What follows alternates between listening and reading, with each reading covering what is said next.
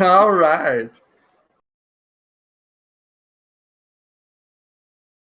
Ever Triple Cap show. Myself, High Desert Man, Vic, Caesar, Rob, somebody. I was waiting on Caesar. Rob. Caesar froze, Robert. man. You froze. I'm not Oh man! I was like, man, I was waiting on Caesar. I really thought you froze, man. I did too. That was a good one. You were totally still, man. That was awesome. What's going on, guys? It looks like we've got Andre in the chat. Stephen Wells is there. Hey, Stephen, how's it going, buddy? Welcome. And let me get in here. And JJ Cruz, very cool. Stephen, I'm getting ready to fire up one of the cigars you sent me here pretty soon. So we'll be getting a review of that not too long from now. Smoking Ronnie, Mike Ortiz. We got some folks in the house, man. What's up, Steven? What's up, Mike? What's up, fellas? Ronnie. Fellas. What's up, buddy? Robert and Steel Bob. What's up, guys? Thanks for joining. Welcome. Hey guys, can you hear my my air purifier? Nope. No. Okay, good. I can't.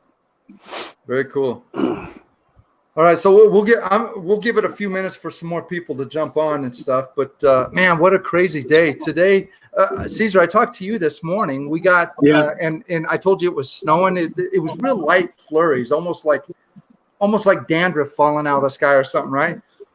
And and then it stopped. It got super windy all day, which we typically get real windy here, but the sun came out, it was nice and sunny and stuff. Then it started snowing again real hard, but it was still flurries, but it was hard flurries. Then it stopped, and then it started snowing again, like 20 minutes ago, and snowed for about 3 minutes and then stopped again. It's been a weird day. Wow. I wish it was like that over here. Over here, it's all humid and a little bit of wind and. Oh, hey, you ain't lying. I am dying in this garage right now. Me too. Oh, really? There's one little bitty fan, and it's on the opposite side. I am pouring sweat. Dude, you lucky you got a fan. I don't even got a fan, man. I'm just hoping wind blows. I say fan. That's equivalent to me just going. It does nothing. Really? It just rotates the hot air. That's it. Yeah. Man. Guys, I know y'all were expecting Robert to be here with me, but of course you guys know what's going on where we're trying to quarantine, like I was tagged earlier, quarantine. So quarantine. For the safety of our family, we decided to do it separately until all this is over. But we'll do it together. Yeah. Is this mic off? Fellas. What? Yeah, his mic is off. Whose? Vic's. Oh. Anyways, let's look at the comments real quick. Somebody likes an ugly flag that's behind you. Social distancing. Yeah. Still Bob says he likes your flag, bro. Thank you, man. Thank you. I've been for the longest time. I've been trying to get Mr. Caesar here just to join the dark side. The Steelers. Just join us. No thanks. No thanks, bro. No, thank you. There's no way. Come on, man. You know what? I'd rather stop watching the NFL like I've done before and just start watching the XFL than becoming any other fan or the Steelers fan or Cowboys fan or any of that. I will never be a Steelers fan, Saints fan, or Cowboys fan, ever. Well, I'll never be a Texans fan. Where'd Mr. Vic go? No. Man, y'all didn't tell me y'all were going to do the Triple Cap show, man. I know that's the name and all. We talked about it yesterday. Or was it day before? I don't remember. I never What's up, remember. guys? What are y'all smoking? Let us know down in the comments. How's We're y'all's gonna day be been? smoking the 10th anniversary of Rocky Patel, the Fox. Was it the what is this one called? The Fox. I keep forgetting the name. Yeah, no, Maybe if I can find it. Oh god. Hold up. New York Giants.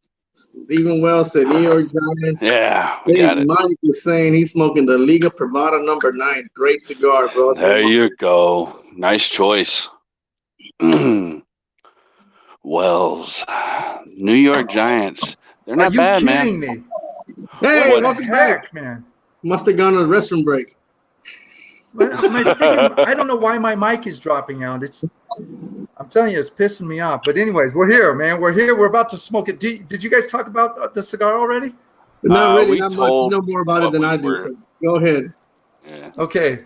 So guys, tonight we are smoking it is the Fox Cigar 10-year anniversary stick. So they just had their 10-year anniversary like 3 weeks ago, I want to say. And this cigar, Fox Cigar, is a big Rocky Patel shop. They partnered up with Rocky Patel last year is when it went finalized and stuff. And they had their big 10-year anniversary, so they had Rocky build a cigar for them.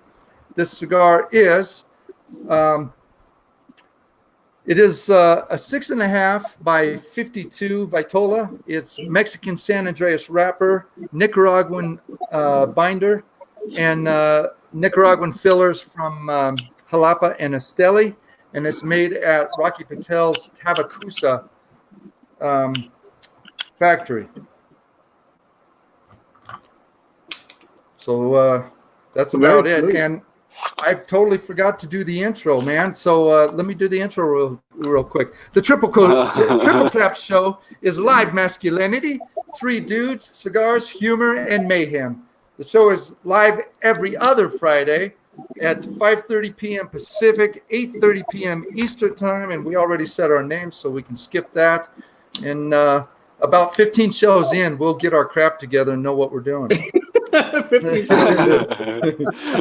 Were you gonna say the triple Corona? Was that what you were gonna say? I don't know what I was going to say. I started to fumble, but I caught myself. All right. Did you guys light up already? Oh yeah, just lit up. It's nice. I'm doing it right now. Nice. I did a crown cut on this. I haven't. Crown. I just went straight. Nice. I went straight. It's got a real good draw. Hey, what's up, Tim? What's going on, brother? The Cigar Show Tim is here. Hey guys, Stephen Wells, Bob Dog Langmaid is in the house. Just jumped in. Very cool. Welcome. It's starting to unravel right in the beginning, man. Is it really? Yeah. Yours did?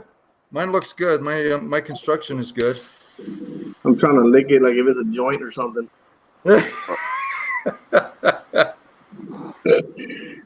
Oh man, what a day!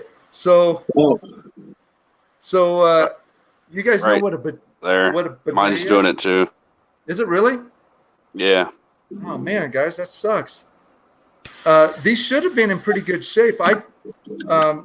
Because they were in my humidor for a few weeks before I sent them to you guys. It's Caesar's fault. Yeah. It's all good. It'll fix itself, I believe. Kevin, how's it going, buddy? Ron Real, what's up, Ron? Is he on? Is Ron in the house? No, I saw Kevin. I don't see. Ron's got to be in here. He'll show up. I see all the. Quakes 30 is in the house. I see him. Nice. Pete, hey Pete, how's it going, buddy? Kevin, what's up, Kevin? What's up? What's up? How's it going? Nice.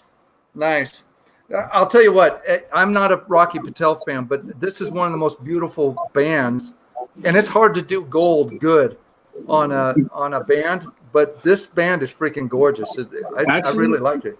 You know what this band reminds me of is that Rocky Patel number 6. Have you seen the number 6? Yeah. It's all black and it's got that Western look. Man, that's a beautiful band, man. It makes me want to pick up that cigar and try it. Go. One of those cigars. We just got Ron in the house too, man. Ron, how's it going, buddy?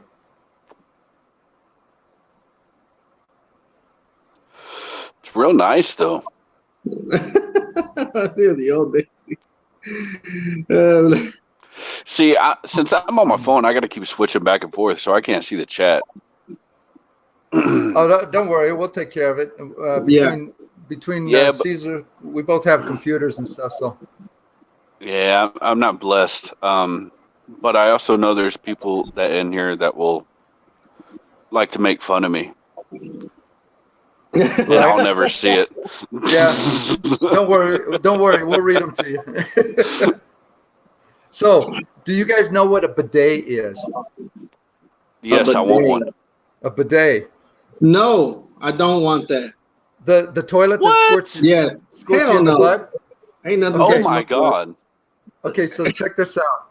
My wife, we got a package in about a week ago, and it had my wife's name on it. I set it on her desk and stuff, and she jumped into it. She knew what it was. She opened it up right away, and she was all excited and stuff. I said, "What are you excited about?" She holds it up, and I was like, "I said, our sink sprayer works just fine. What do we need this for?" She said, "That's not what it's for. It's a glorified sink sprayer, dude. That's all it is." So I hooked it up to the toilet. I'm like, "Are you kidding me? You really bought one of these?" She's like, "This is going to change our lives." So I'm not kidding you. It's a weird experience, but boy, do you get clean. Long story short, he now loves it. My wife around the house going, "Hey." My wife comes out today. She's standing by the fire and she's doing this dance. She's just dancing back and forth. I'm like, "What the heck are you dancing for?" She goes, "I'm nice and clean. I'm nice and clean." I'm not Charmin clean no more. I'm water clean, but they clean. It works, man. What's up, Diggins? Is Diggins in the house? Yeah, what's up, Adam? Pete, Bob, what's up, guys? Andre, how's it going? Quakes, what's up, brother? I'll tell you, when my wife told me to hook it up, I was just like, "This is ridiculous. This is not the house. We don't use these kinds of things in my house." But I may have gone over to the dark side, man. It's pretty awesome. I'm not going that deep into the dark side. And it's got pressure, man. You shoot that thing right in the culo, and you're gonna jump off the seat. Hey, at least you ain't gotta worry about toilet paper. That's right. That's absolutely that is a plus. Right. That is a plus. I heard if you were a female, you can turn around and sit on it. I don't know. I don't want to know if my wife's doing that or not, man. That's funny. Oh, Diggins is in the house. Very cool. Hey, Diggins, how's it going, buddy? All right. Yeah, mine's looking like it's got mold. Mold? Oh, man. No, mold, he said. Yeah, that sucks. Mold. Mine's in good shape, man.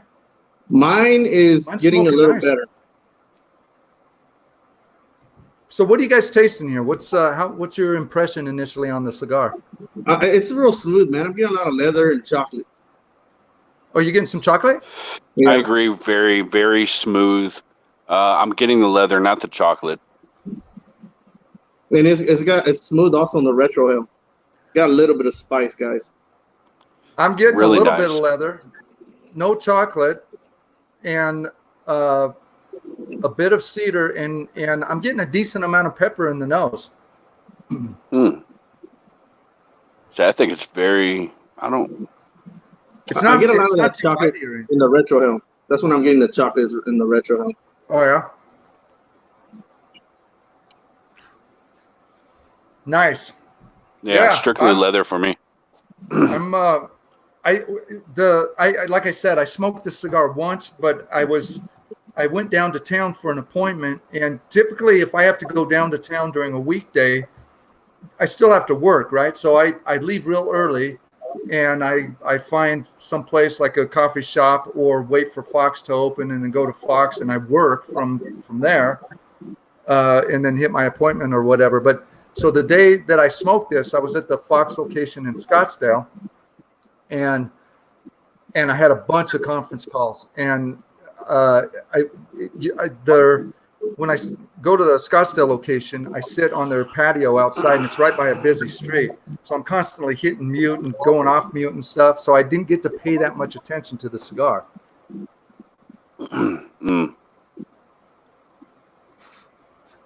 So how was your day today, guys? It's pretty good. Just busy, man. Just trying to stay away from people, but I'm working out in the public still, man. So it's kind of tough. Today, for the first time, I kind of experienced a little bit of that Corona pandemic type of thing. I was at the Buc-ee's gas station, which Buc-ee's is like the largest Texas gas station outside of the cities.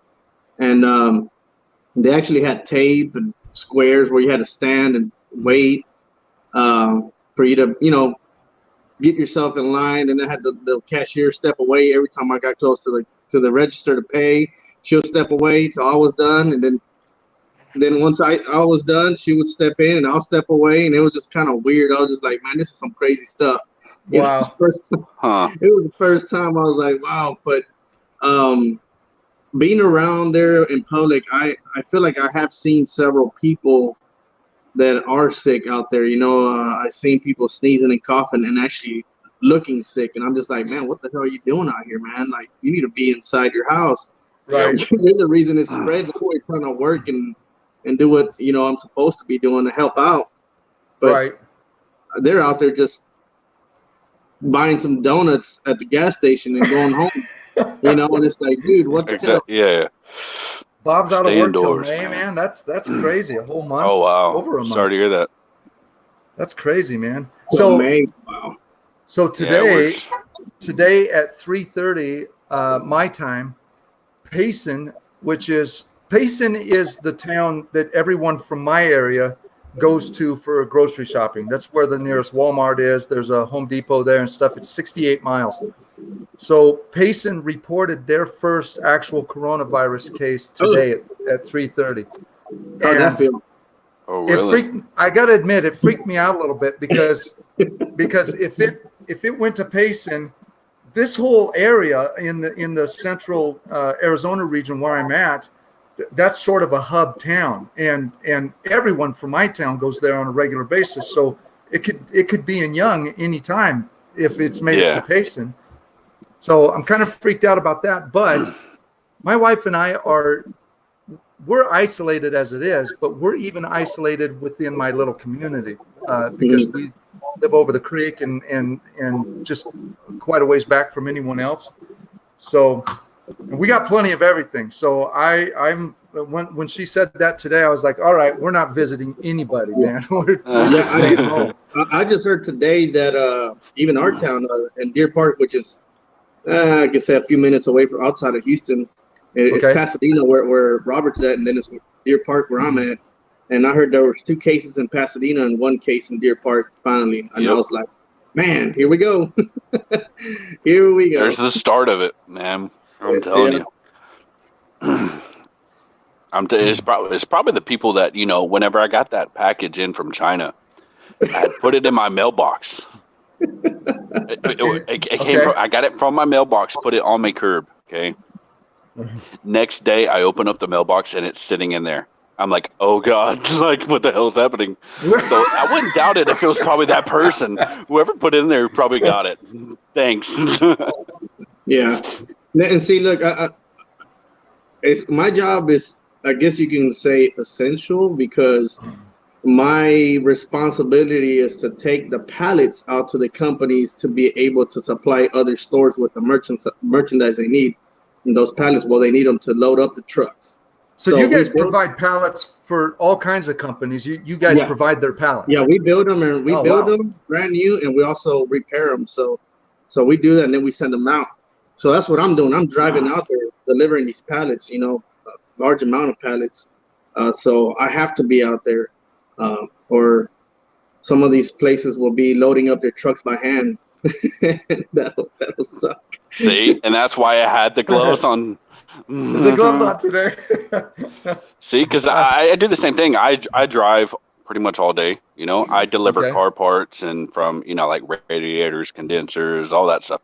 So I deliver all day, and you get some wacky customers, some totally off the wall, and I mean it's like I delivered to this one place right down the road, and I open up, and he's just coughing everywhere. I'm like, I'm gonna leave the part right here. I'll be outside. Like, you ain't gonna cough on me, dude.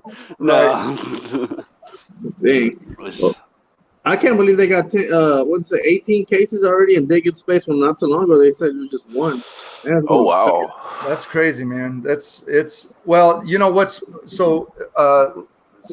China is reporting now that people who already had it and recovered are now getting it again. Yeah. And the people who are getting it for the second time, they say it's way worse than the first time. Yeah. Yeah. We're in for a haul here. This is going to be bad for a little while. Yeah, and it's scary, man, because you hear all these things, and I'm finding out a lot of these things, like today in the news. They're saying that they're going to be, allowing us to like say you're a renter at an apartment or you have a mortgage, that they're gonna like freeze that or not kick you out or anything like that. And there's already people getting kicked out of their apartments, because they can't pay their rent. Gosh. Yeah, that's sad. Hey. Yeah, I've seen it. I'm like, really?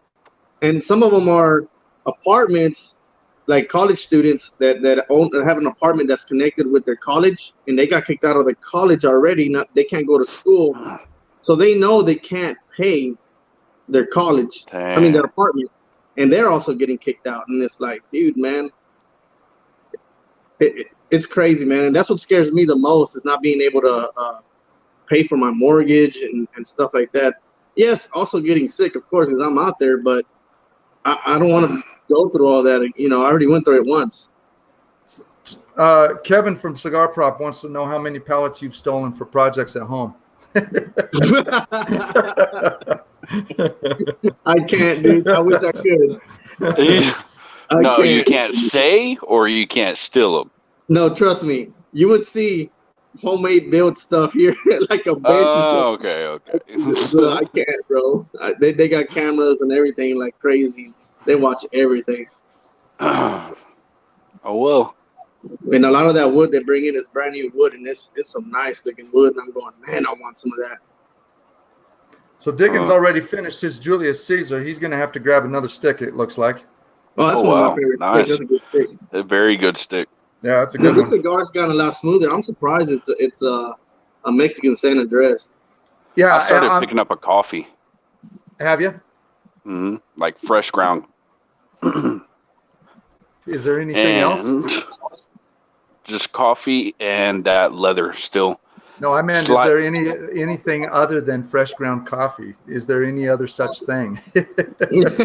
Well, I mean, fresh ground is the only coffee. You got coffee beans, but I'm just razzing you, bro. Yeah. Yeah. Pretty good. I'm actually pretty pleased with this. I don't smoke a lot of Rocky Patel stuff because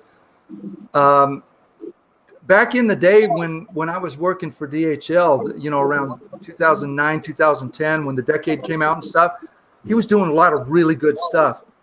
But end of 18 and all of last year, he just released so much stuff that I thought, how can any of this be quality, man? He's releasing so much of it. Yeah. When I first started, I used to smoke a lot of the Rocky Patels. I still have some that are my favorite, like the vintage 1992, but it's got to be like the Robusto size only, or even the Royale, which is real good too. Also in Robusto's got to be, if I try them in any other Vitola, I don't like it. Even the Rocky Patel Edge Maduro, that's a real good one that I like. That one's got to be in a Toro size, which I think that's the only one they come in. And those are actually pretty good. And that's really the only ones I've really liked from Rocky Patel. I like the fire. Fire's all right. That's pretty nice. The Rocky Patel fire. I haven't had that one. I gotta get a hold of that one. I heard it's kind of like drinking some of that Fireball. Fireball whiskey. Really? Yes, sir. I definitely taste the coffee in this now. I'm getting. In fact, I'm getting a coffee that I've had very recently in my new French press. I'm getting ready to do a live Care de Pair, maybe sometime this week or next weekend or something, to show off this new French press I got. It is magic. It is so cool. But the problem I'm having with mine is I'm having to work it a lot. I can't. It's going. The cherry's red, and the draw is real nice. But I'm having to work it to get anything through it. You see, the draw and everything's nice on mine. The only problem, I mean, it's burning well, but it looks like it keeps cracking right before the burn gets there, and then it'll catch up to that one, then it'll crack somewhere else, and it just keeps doing the same routine. So Rob's looks like a Looney Tunes cigar, man. It blew up. That sucks, man. Mine's perfect. Mine's in really good shape right now. It's a beautiful cigar. I mean, I'm not complaining.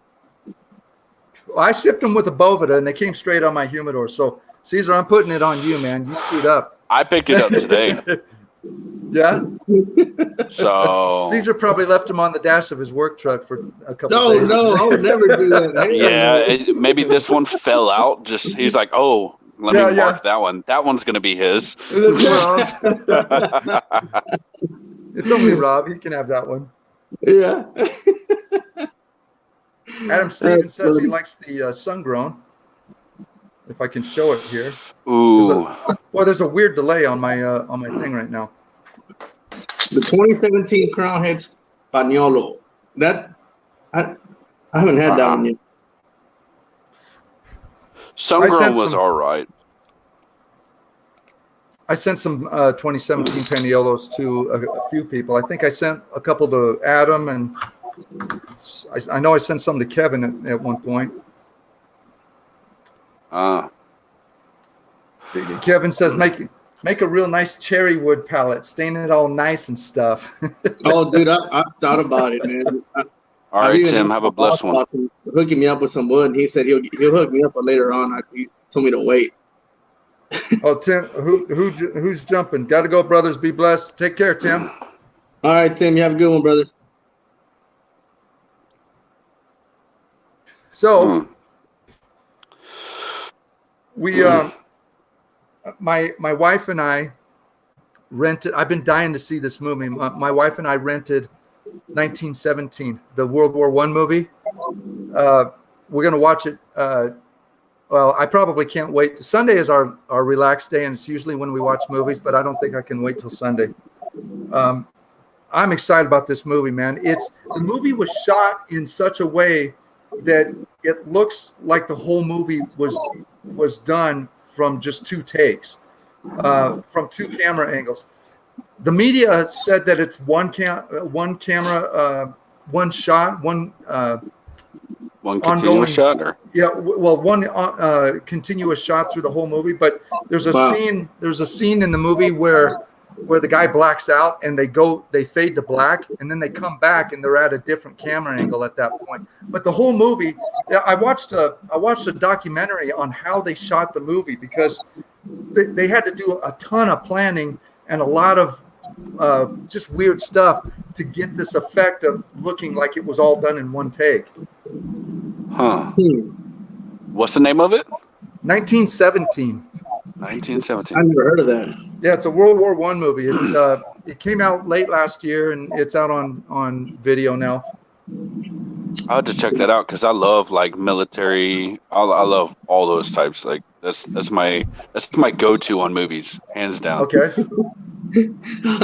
I got Goodfellas right now on my TV, and I'm watching and talking to you guys. I love gangster movies, man. Casino was awesome. Goodfellas is one of my favorites. I absolutely love that movie. Great movie. Even I love watching The Sopranos as well. That was amazing. This is a pretty smooth cigar. It's got a little bit of bite in the nose. Not bad though. To me, it smoothed out a lot, even on the nose, and it's still the leathery chocolatey note. It's really nice. Yeah, I don't feel any type of spice or anything through the retro, anything at all. It's just literally it's mellow as can be, and it's got that coffee with leather. I watched Goodfellas last night and Casino all the time. Gosh, you watched them both? That's a long haul. Dude, Casino alone is a long movie, man. Yeah, that is very long. Casino's 3 hours, isn't it? I think it's like 3 or 4 hours. At least. I think it's 3.5 hours long. That's a phenomenal movie. That's cool. So what do you guys think about? Today. Anyways, today's supposed to be opening day for baseball. What do you mean supposed to be? Oh no, yesterday. Yesterday was supposed to be opening day, or I guess this week was supposed to be opening day. It was opening day. You didn't go to it? I went. I went too. I looked at Vic and he's just grinning. I knew someone was pulling someone's leg, man. I'm a big fan of baseball, so to me, I was just kind of like, dude, this sucks. Yeah, it's a bummer. I did the wireless at the Houston at the Astros field down there. Oh yeah, that's right. You told me about that. So technically, I didn't do the wireless. Another engineer designed it and had it implemented. I went and did a bunch of testing and validation and stuff after the fact. But it was pretty cool, man. That place is huge, and I had to walk all of the. I had to walk the whole thing. We were doing validation surveys. It's huge, man. It took. I think I was there for 2 weeks doing all the work there. Shoot. But you guys got good wireless there, I'll tell you that much. I've never tried it out. Egg roll or Hoya Silver. I think you should try Hoya Silver. Quakes. Egg roll's a little smaller. I mean, that wouldn't be bad either. Wasabi. What you talking about? They're talking in the comments what to smoke. Quick said he's screw the wind. I'll smoke something.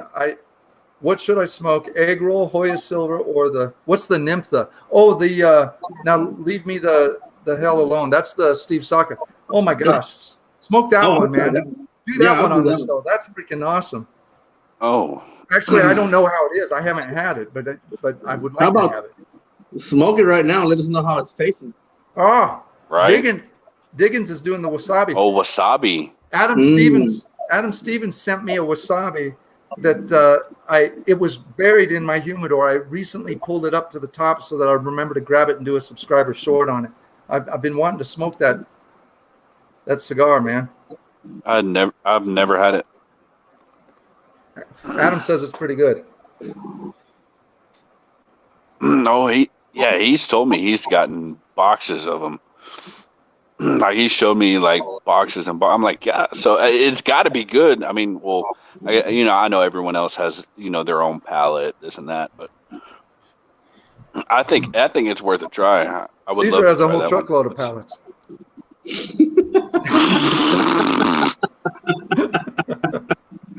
That was a good one. That was a dad joke. Hey, dad jokes are the best. Yeah. Hands down. Oh, man. Now the sun is out. It was overcast when we started the show, and now the sun is out, and it's beautiful outside. It has been a weird day today here. Dude, it's dark over here already. It's pitch dark. Is it already? Yeah, I think we probably have about another 40 minutes about 45 minutes till it gets dark. I'm smoking this fast, man. It's because I'm having to That's the only problem I'm having with it is I got to keep working it. But I don't think you're. I mean, I'm kind of close to the band already. Yeah. So I we're was about the same. I was already hitting my band. I took my band off because I was just starting to touch it. Yeah.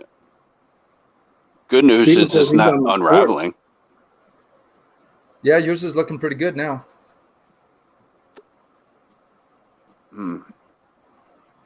So That coffee is the main dominant here on this one for me. I'm getting lots of coffee now too. Yeah, it's good. It's real good.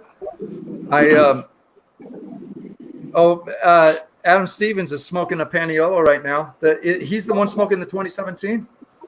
Yeah. Okay, Nice. so I picked up the 2019 and the 2020 here recently, and I just did the review on both of them, and they're both really good sticks, and they're similar, but I was surprised at how, at the same time, how different the 2020 was, because the 2020 has Matafina. They're the same blend, except for Willie Herrera decided to add some Brazilian Matafina to the 2020, and it really changed up. It gave it a lot more earth and stuff. It was weird how much it changed it.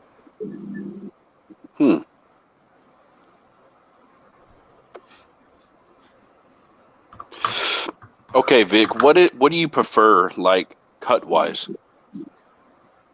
I'm all over the place. It just depends on the cigar. Not even really on the cigar. So I've got 3 smoke chests in 3 different places, because I smoke on my back patio, I smoke here at this bench, and then I've got my workbench there that I've got a smoke chest kit, and each of them I keep a cutter and lighter and stuff. And so typically at this one, I've got this screw pop Magnapulse. Okay. Magnapulse cutter, which is an awesome cutter. It's the sharpest cutter by far that I've ever used. It's crazy how sharp this is. But tonight I used my Colibri SV cut, and I went for the crown cut on my cigar. So is that your favorite cutter that you've always used Say again? far? Is that your favorite cutter now, or is that? Well, the screw pop, I think, is my favorite, just because I'm really fascinated by how it works. It uses magnets, so there's no springs. It pushes up from magnet repulsion, and it's just so freaking sharp, man. And it's got a huge. It'll take a 64 ring gauge easy. That's great. But typically when I travel, when I go down to the valley or whatever, my Colibri is in my pocket, because I really love the V cut on this thing. It's got that deep V. It's just an awesome, and I really like the V cut a lot. See, the Colibri, that's what you use, correct, Caesar? For V cut, well, actually, The deep V. I use the deep V on Toros and larger cigars, but I also have the V cut from Zycar, but I use that one on smaller ring gauge cigars. So I kind of switch around on both, because I'm a big V cut guy. I love V cuts. I love, especially on torpedo cigars. I love the V cut on that.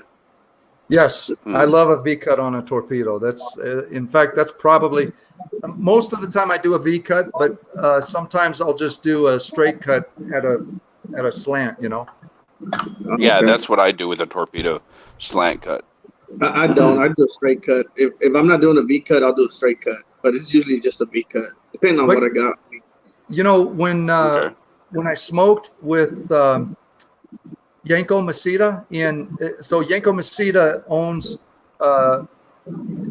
Tabanero Cigars in Ybor City. He's the guy that actually makes the smoke chest boxes. He cuts them all out and I assemble them and stuff. All he smokes pretty much are his own cigars. He's got a little factory. He's got an awesome little factory and a little warehouse where he keeps his tobacco and stuff. And he takes a torpedo and he cuts like 1/8 of an inch off just the very tip, and he smokes through that tiny little hole. And he doesn't have any problems. He uses a draw master, so all his cigars are or draw tested and stuff. Wow. And he sometimes I'll do that just for the experience, because it's kind of different. The only go ahead. I see a couple people on here that like the XO, Zycar XO. I can't use that XO, man. I try it all the time, and I don't like it. I hate that thing. I honestly hate that thing. You see the comment? What do you say? Vic is going to have a smoke chest by the bidet next week. Oh,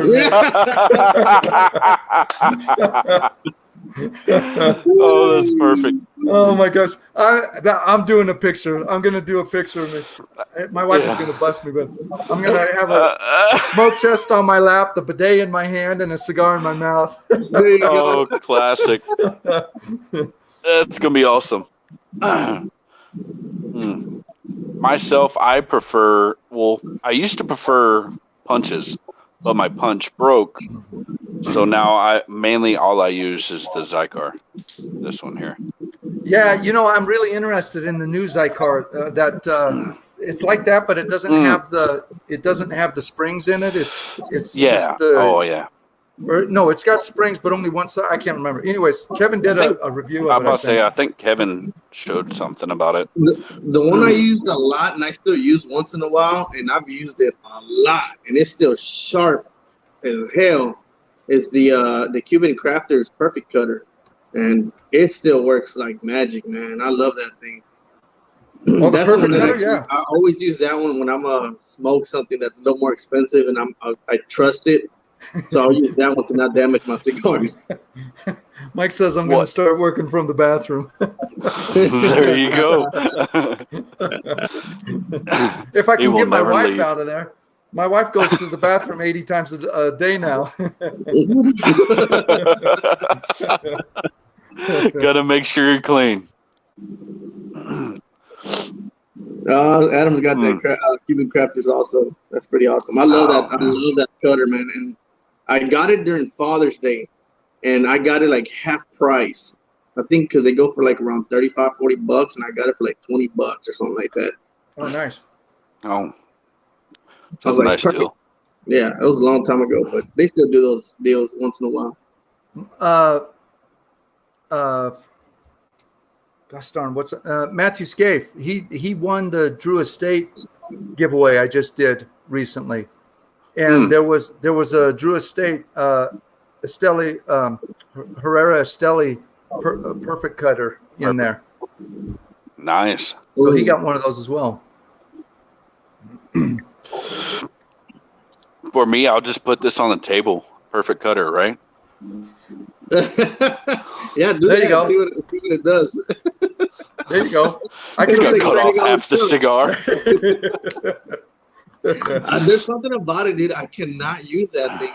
I try it now, either cut too little or cut too much, and I'm just like, man, screw this damn thing. I hate it. Okay, so there is one drawback to this screw pop Magpulse cutter that I've run into. Okay, so it's got a lot of friction to push down, and it's because the friction was built into the design so that the blade, the blade will stay up anyways, because I'll hold the button here and you'll see now. See, I'm not closing it all the way, but it's popping up and it's staying up. So when I'm pushing the spring in, there's no tension on that, but the magnet is keeping it up. When I let go of the button, that spring has a lot of tension on the blade.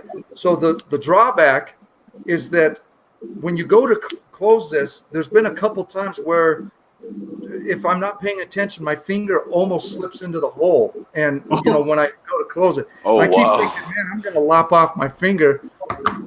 If I end up doing that, I'm going to turn it into a Russian mafia story or something. Adam said we can conference call sometimes, and I can train you to use the XO. Oh god, dude, I've tried. It needs help.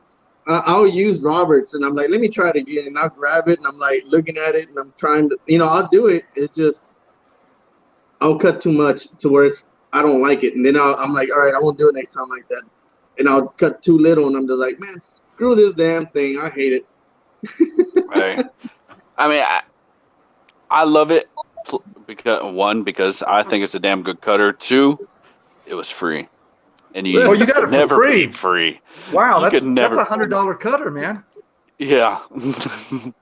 Well, I still got remember this the one for day. free for my birthday, and this is the Zycar also. And I like this Yeah. one. This one works great. I hate that teardrop one. That was my first real cutter I bought myself, and I've always hated it because to me it just feels awkward in my hand. Mm. Yeah, that one was my first real cutter, this cigar. So how'd you get that for free? Mr. birthday? Kevin. Oh, him? Yeah. Oh, Kevin, you won it? Yeah. Very cool, man. Very, very cool. Man, I'm gonna Yeah. have to. When I found out, I was like, "Oh, you lucky bastard!" And because this was back whenever I did not smoke cigars nearly as much. Okay, jeez, And it's too good of a cutter to get if you're not smoking cigars for real, man. well, it's because like whenever I won and he had asked me, he was like, okay, which would you like? I said, honestly, I don't care. But if I had to choose, I would like a cutter because I was using, those standard cheapy ones, the plastic Ones, yeah. Yeah. I was using that. So I was like, I could use, a cutter. So all of a sudden, I get this package in and it's in this, what would you call it? Would it be a gun case, Caesar?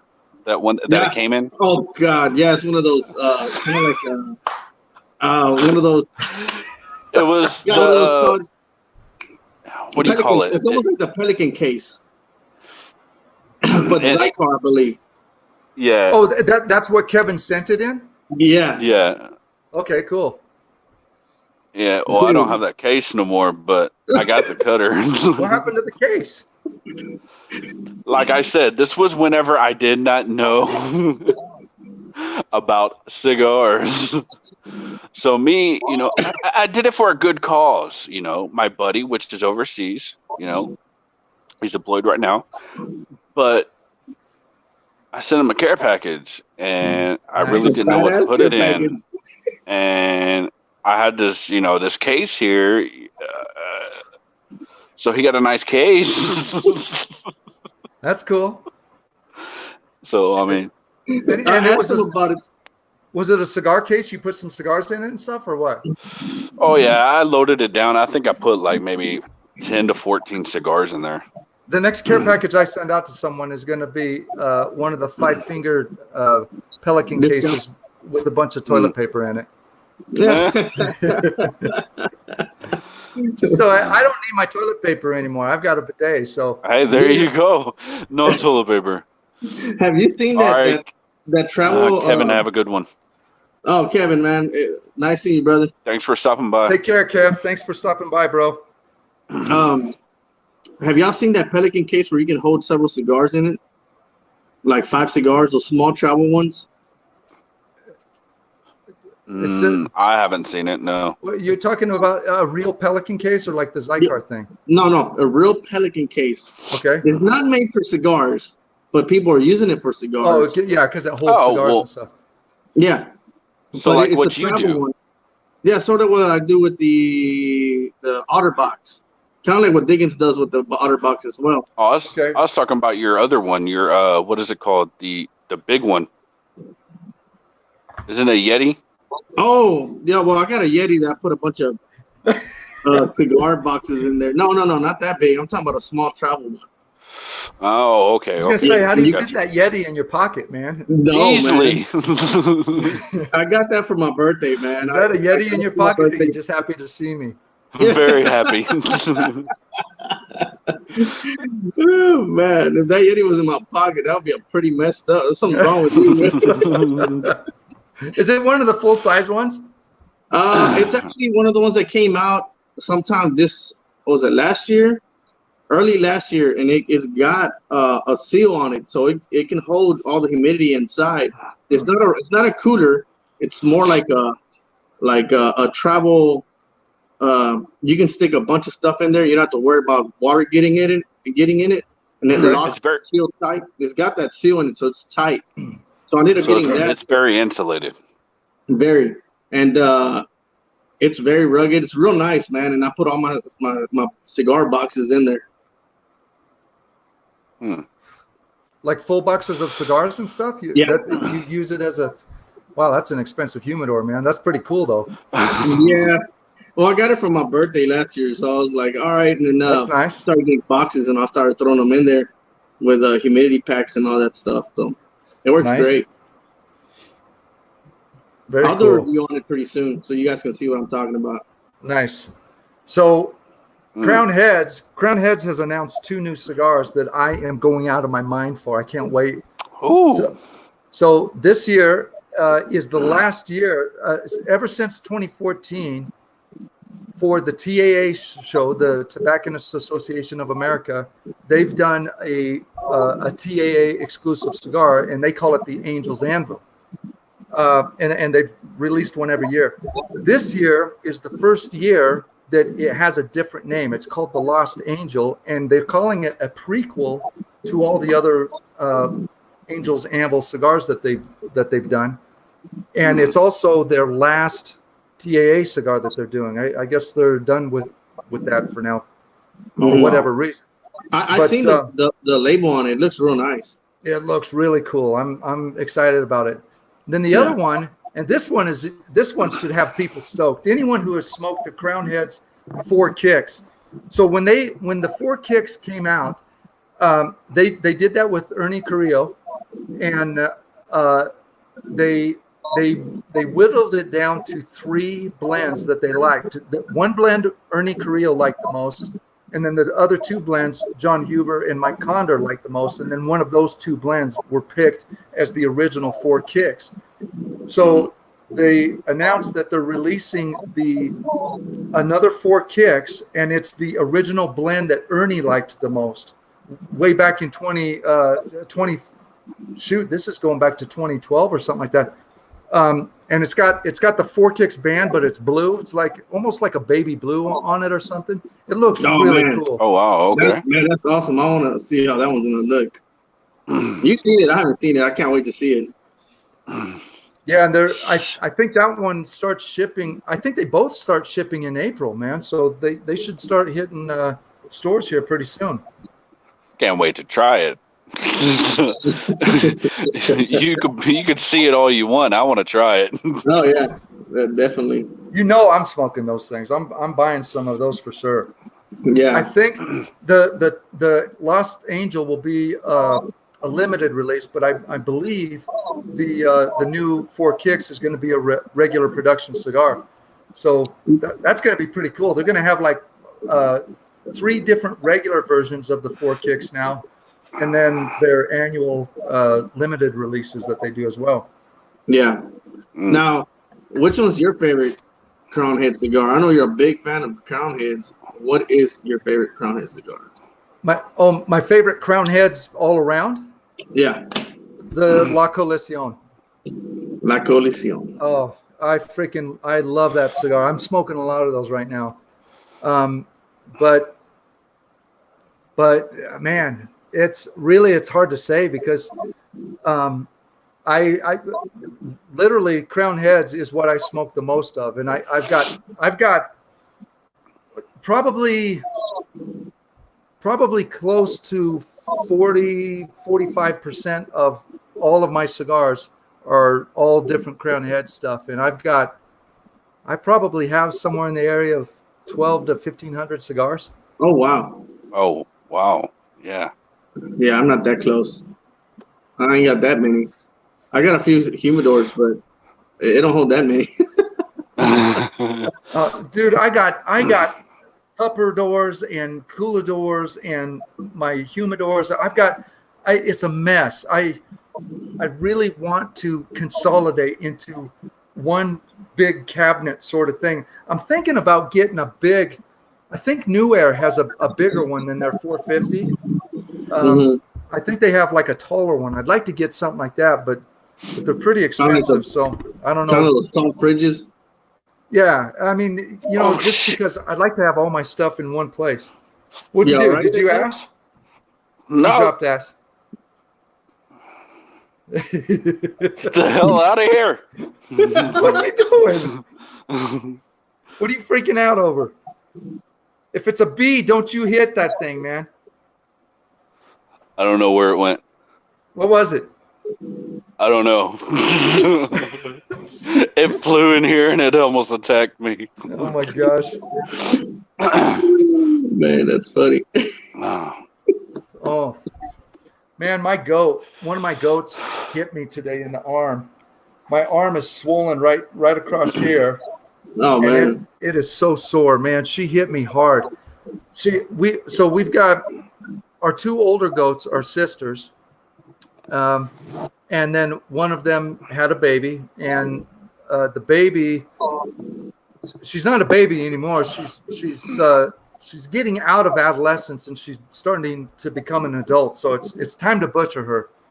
But she's got a bit of an attitude problem, and she's butted my wife a couple times. But oh wow! Normally you get you get a warning or something. I had no warning today. I brought him in. We let him out to out of the yard to graze and to sort of free range graze and stuff. And I let him back in, and I was closing the fence. And while I had my back turned, she reared up and started coming down. And when I turned back around, she nailed me right in the arm. It hurt so bad. I got that Viking pain rage where you're just like, you want to kill instantly. Yeah. And then she reared up again. And when she came down, I sort of dodged to the side and I caught her head. I pulled her head up so her front feet were off the ground. And I was just trying to calm down because I was like, I'm about 2 seconds from snapping your neck, man. And I was so pissed. And my arm is still hurting and it's swollen across here. I just think she bruised it real bad, but when she did it, I thought she might have broken it.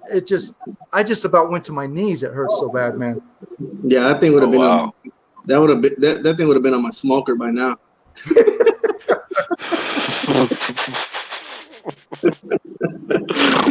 Like, oh, we got a lot of meat now for quarantine right now. Well, I told my wife that I'm fixing to butcher her.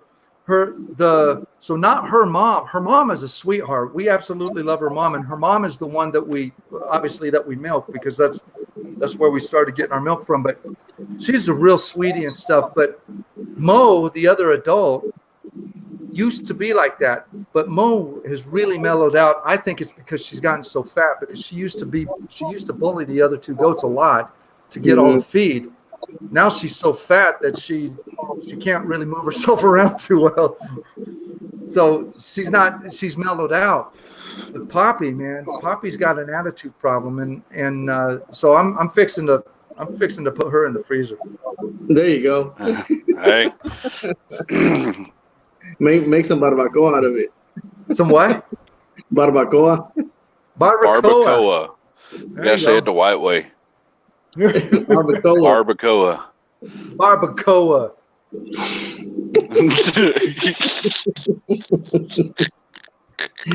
That reminds me of my boss, man. Oh my God.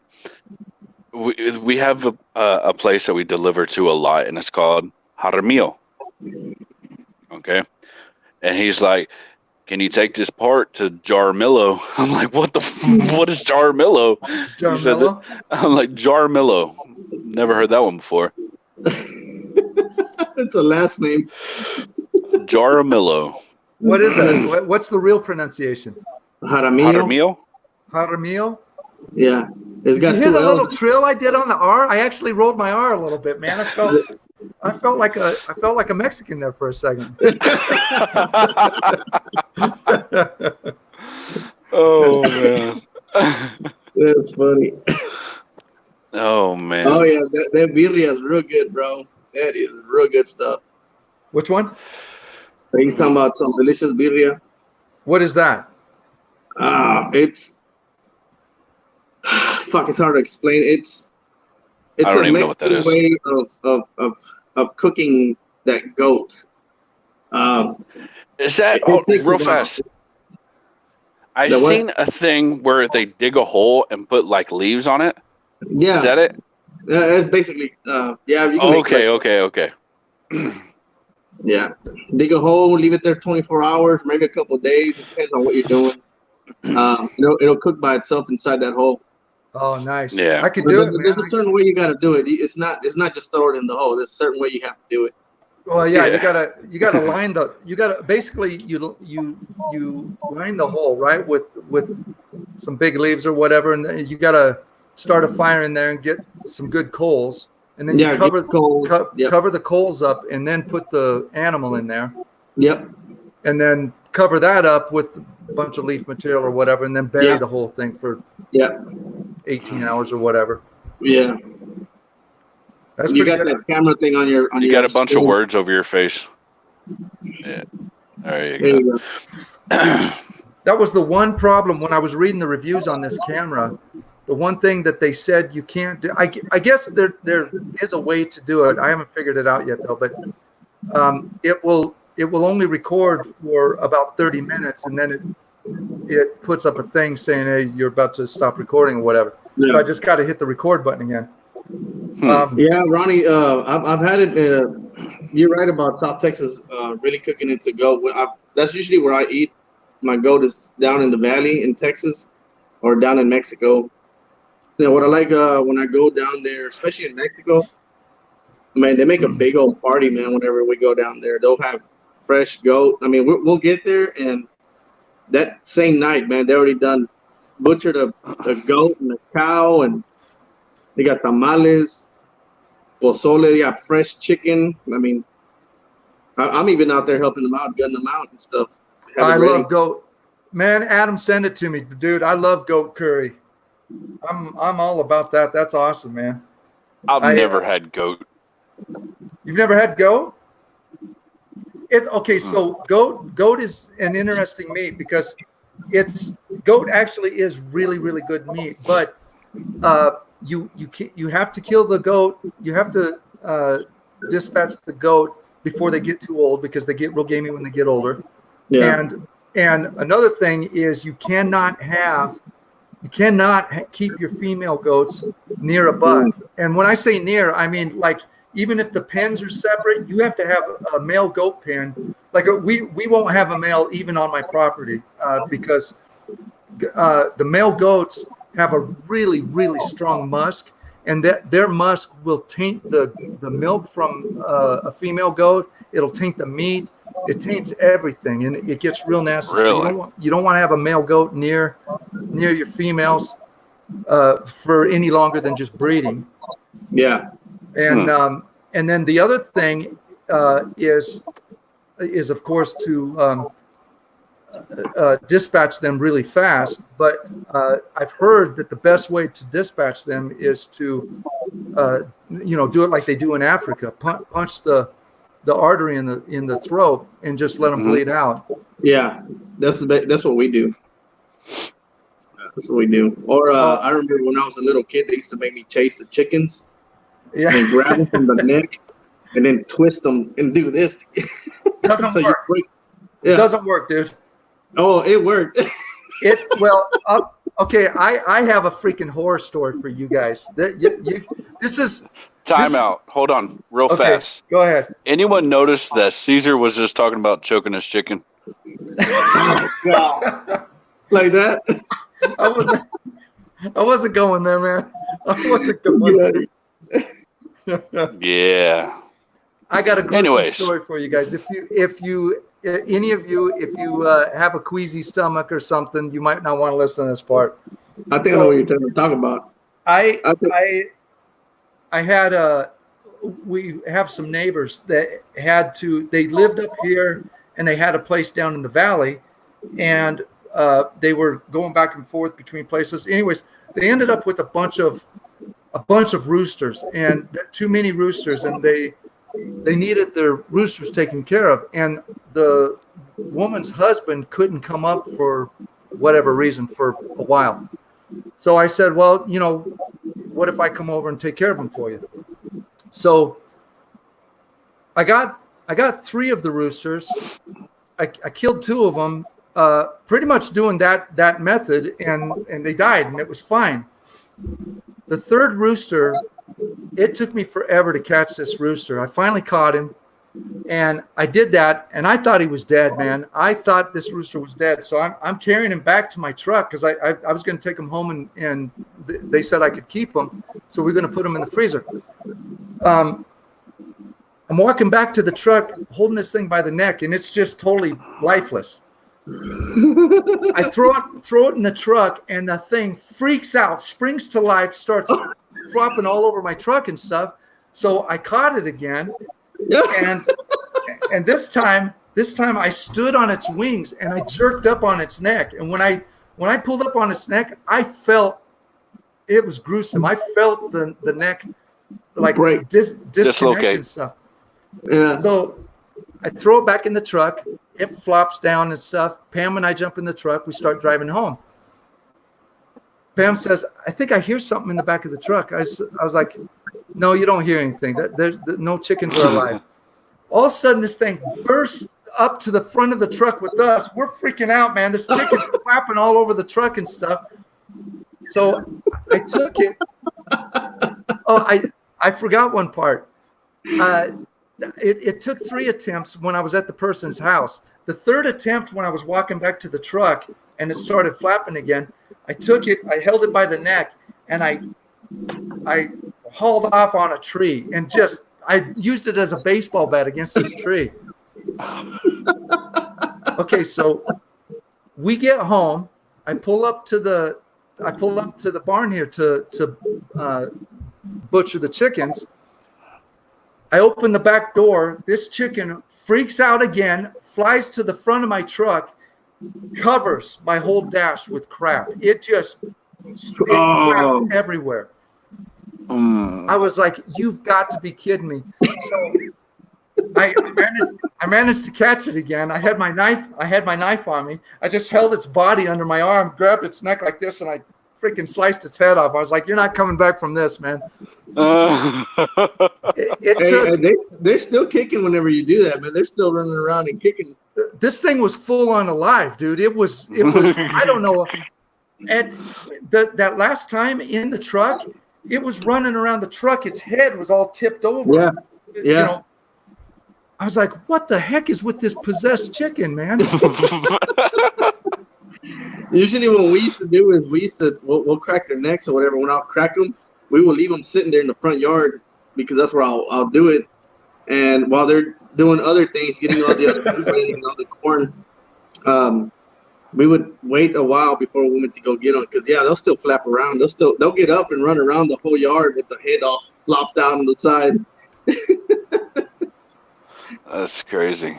Whoops. Quake says he's getting hungry now. That story made him hungry. I want some chicken. The chicken in your truck was like the belly fish. Oh, from Goodfellas, yeah. Yeah. That was a crazy movie, man. Yeah. Oh man. Wasn't that the scene where Joe Pesci stuck him that guy in the neck with the pen? Yeah. They start stabbing him and then they start shooting him in the trunk trunk. Oh, so brutal, man. No, wait. If you're talking about the one in the neck stabbing him with a pin, that's Casino. Was that Casino? Is it? That's Casino. Okay, wait a minute. I thought it was the same. No, they were the same movie because Sure.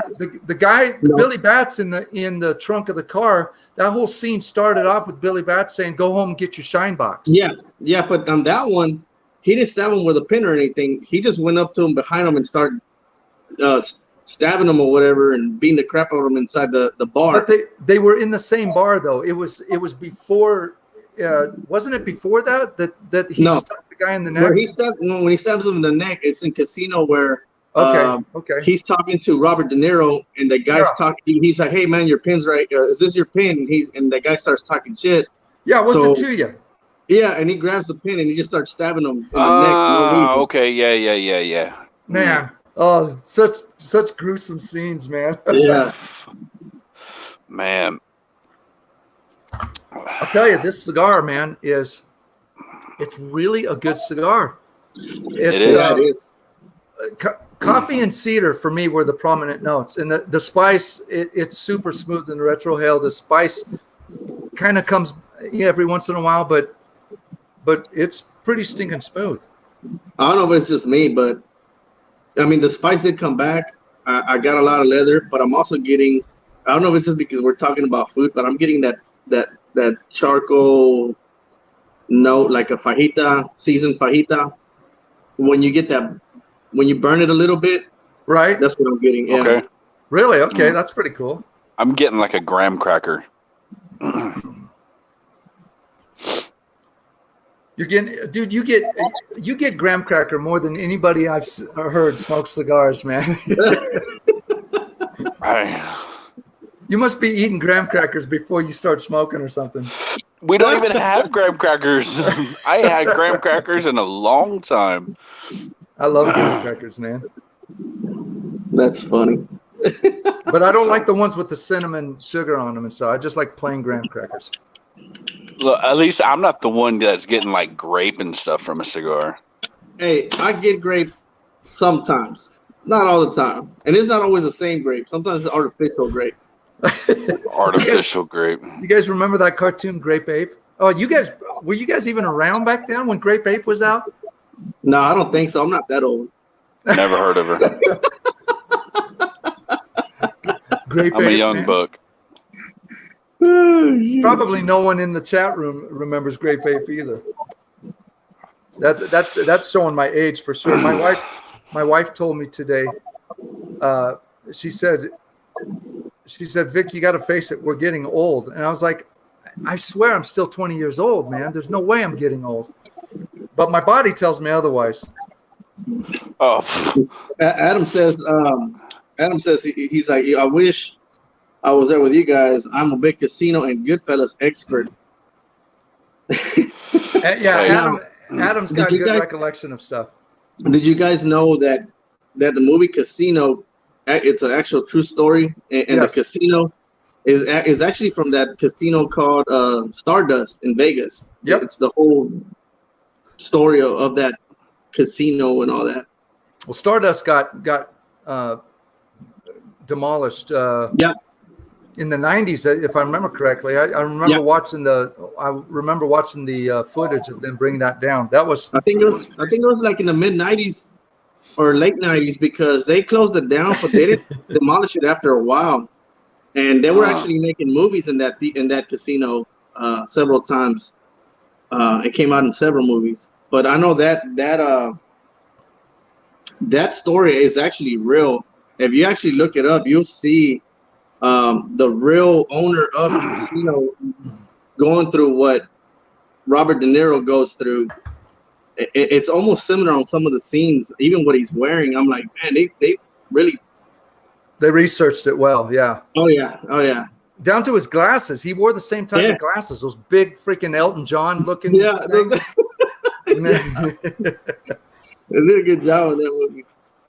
shoot. But that was that casino was the last casino that was built by the mafia. You know, the mafia. Wow. Supposedly, who knows now? You know what I mean? But that's what they say. So I was in school when it was destroyed. In high school? Elementary. It depends when it was. I don't know when it was torn down because I was born in 91. It was in the 90s. It was in the mid 90s, I think. Or early, I think late 90s, because even after they closed it down, they used it for music videos and other movies. I think they also used, what other movie they used it on? There were several movies that they used that same building as a casino. Huh. Even though it wasn't actually being used anymore, but they were using that for movies. Several movies had it. Adam says he's got a couple books about Goodfellas, Casino, what they were based on. Oh man, what's going on? Can you guys still hear me? Yeah, I hear you. Okay. I don't. Can you hear us? Yeah, oh, obviously you answered. I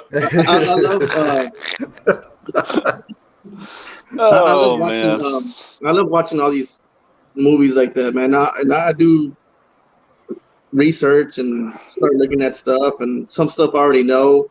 kind of like that new mobster movie that came out. The Irishman or something like that? Have y'all seen that one? Yeah, The Irishman.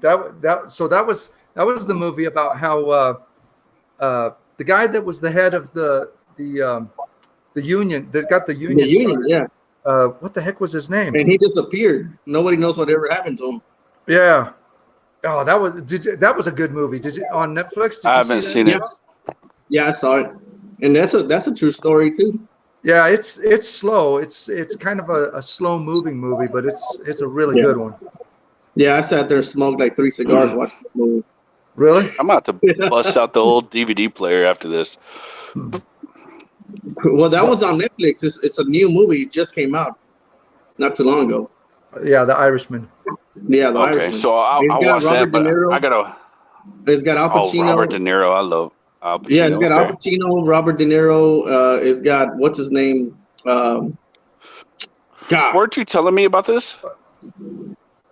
Yeah, I don't know, maybe. I could have sworn you said something about it. But they're all older maybe guys. not. Jimmy Hoffa, that's right. Jimmy Hoffa, that's the guy. Jimmy Hoffa was the guy. I couldn't remember his name. Shoot, after this, I think I'm gonna bust out some Godfather. There you go. The first and the second one were real good. Well, I got to meet. I've got the collector's edition. I got to meet in person that guy Michael Francis, which he is part of. He used to be in the '90s part of the Cosa Nostra, I believe. Really?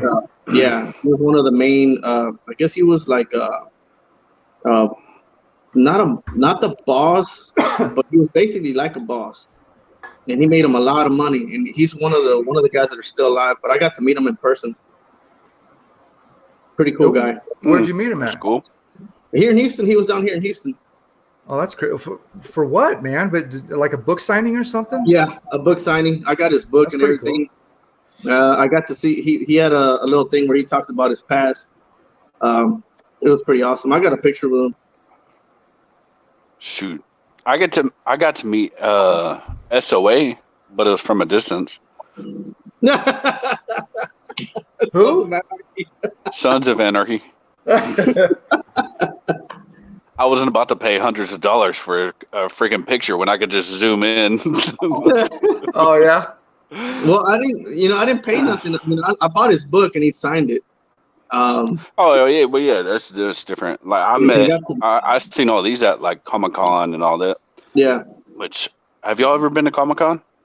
No. No, man. I'd love to go. I'd love to check that out sometime. Look, I'm not. I'll be the first. I'm not a geek at all. But that stuff is amazing. It truly is. It's like a completely different world. Yeah. Well, I would like to go just because I like seeing people dressed up and stuff like that, and getting to meet people. You know, famous people that movies or whatever stuff like that, or just things. It's like almost going to a Renaissance where a lot of people are dressed up into that Renaissance theme, and it's pretty cool. I love doing that. I've never been to Renaissance. So we have a big Renaissance festival thing that takes place here mid-February through mid-March, and every year for years and years. My wife went to it one year, and she said it was just a total waste. Really? I mean the one here, and I've heard people. It's super busy. So one of the main highways that I take to come home gets shut down to one lane whenever it takes place, and she said that you had to pay like quite a bit of money just to get in, and then every single thing is you have to pay for it. There's no attractions or anything that you don't pay for inside. So she said it was just really expensive, and that everyone that works it was like a toothless, essentially like circus folk. Yeah. Which I mean, whatever. But I'd always like to check it out because I was into medieval stuff a lot when I was a kid. Dude, they have a lot of cool stuff out there. They have a real big one here close to Houston that lasts like 3 months. Wow. Yeah, it's a long one. It's awesome. and they change They change the themes to like, it can be Christmas or Halloween. It'll be really? medieval. It'll be kings and knights, and then it'll be fairies.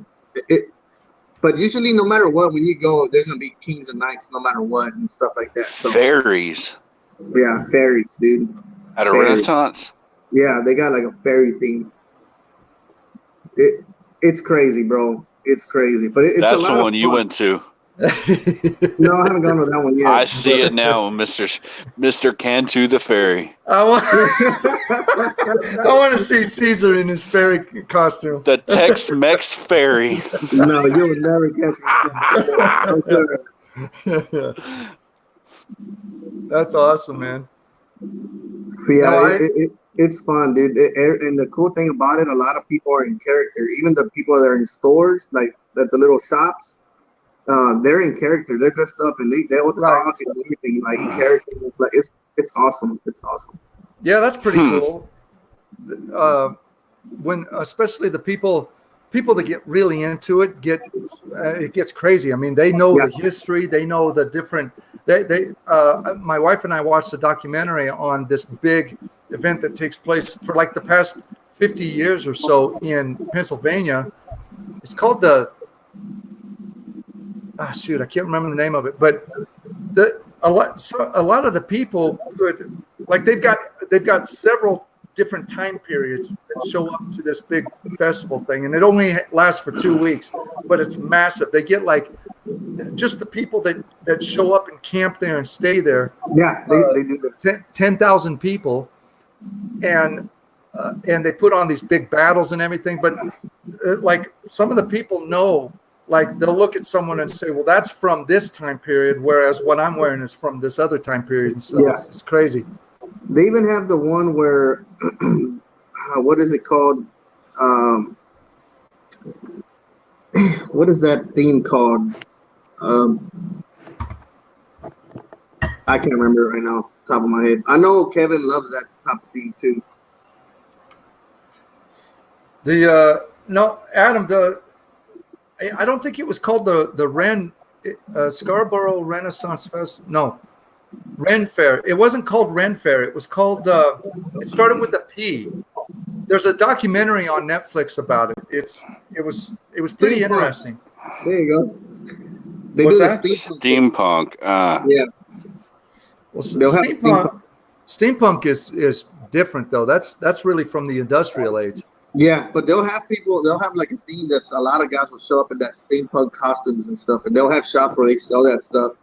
Man, those costumes are expensive, man. You go in there and you're looking at them going, oh, that looks cool. Let me see what that, and it's like $900 just for like, the top part. It's not even the pants or whatever. It's just the top part of whatever you're gonna use, the hat. And I'm like, nah, I'm good. It looks nice where it's at in the rack. I've got a buddy up in Spokane, Washington. He's my brother essentially. We've been friends all of our lives since we were little kids, and he's got a type of arthritis that's really, really bad throughout his body. So it just really keeps him from doing a lot of stuff. But they do something up there called Amp Guard, and Amp Guard is kind of getting into that stuff, but it's mostly just about the battles, and they do a lot of sword fighting and this kind of thing. Yep. But he builds outfits. He calls it garb. He builds garb for people. Mm-hmm. And I have tried to talk him into doing it for a living because he is so stinking good. He built this awesome suit of armor out of leather and chainmail and all this stuff. He does it all by hand. He could make thousands of dollars, but he says he can't do it because of how messed up his body is from arthritis. Yeah. And see, that's the type of stuff that you'll see there at the Renaissance Festival. People that do those type of things by hand, and they're built nice. And if you're a big guy into like swords and all that, how much was the fairy? How much was the fairy costume? I have no idea, man. Yeah, you know. No idea. It's probably a lot. All I know is it's probably a lot. Actually, I don't think I ever see shops that sell fairy costumes. There's people that actually make it at their house and wear their Renaissance. But Uh, um, if you're a big oh, guy into like knives and swords, man, you'll find a bunch of homemade swords and knives, medieval stuff. It's pretty cool. see, Yeah, a buddy of mine is in Spokane as well, and okay. his I guess you can. I think it's his brother-in-law or something like that. I think it is, and he makes that same type of stuff. Like he does, like the chainmail, and Yeah, man, some of the chainmail that he makes is amazing. yeah, It Yeah. is truly it's crazy. And they do it all by hand. They like Mm-hmm. this armor that my buddy Bill made. He did every single chain link himself. He Yep. opened them, put them together, folded them back closed and stuff to to get the design he wanted and stuff. It's just insane. I wish he could do it for a living, man, because he could really. I mean, he does quality work that would be good enough for like Hollywood movies and stuff. Oh wow. Hmm. What are you laughing at? Quake summer. Okay, then show. So, how much was it to make one? One of those Ah. Yeah. fairy ones. I don't know, bro. I didn't ask. I don't wear that. Mm-hmm. That's funny. Next October, we'll get Caesar in a fairy costume. I'm getting down to a nub here, guys. I might have to grab another I am stick. too. Yeah, Well, me too. Yeah. I'm surprised it still tastes good, and it's starting to get a little hot. It's kind of Mine's hot very, very hot. I'm about to put mine out. Caesar, your secret is safe with us. That's what Adam Yeah, says. right. Adam Stevens. No, actually, the notes I'm getting on this is it's really good. I'm getting like that old leather books type of note. And the very old books. I don't know how to explain that note, but mine has picked up the coffee a lot. It's almost all coffee now. That's cool, man. So these cigars were $11, and that other cigar I sent you guys that we're doing on the next show, I got those. I got a deal on those. They were selling them for $20. I managed to get them for $15 a piece, and I bought like 6 of them. And the 3 that I have for us on the next show are it. That's from 2017. But that cigar was selling for like $25, man. Yeah, I remember that. Yeah, so when you guys send cigars to me, just keep that in mind. You owe me quite a bit of money in cigars. What happened to Rob? Oh no, he disappeared. Restroom break. Yours says card is full. Oh, the card's full. Okay, guys, we're going to take a break for a sec. I'm going to grab another cigar, and I'm going to switch out my card, and we'll be right back. Caesar, you stay on the show, man. Yeah. I'm left all alone. Steven, you're nubbing that. Yes. I'm guessing it's real good. I need to get that. I need to try it out. So he's getting another cigar? Yeah, he's getting another cigar and refilling up the card because his card is full. Awesome. BRB. I'm getting me one then. What to get though? Long live the king. There you go. Mike is like, be right back. Who's still on?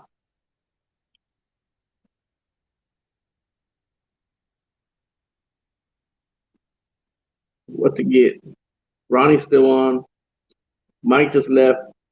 Adam still on, I believe.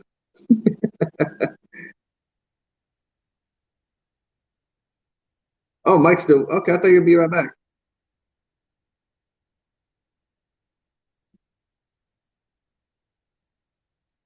Sweet.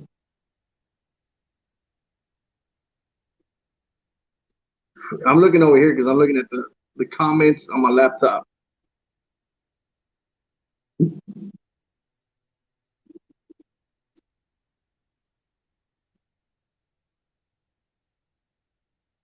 Got any questions, guys? Keep me talking.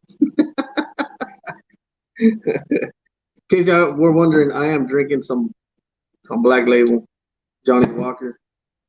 That's what's in this cup.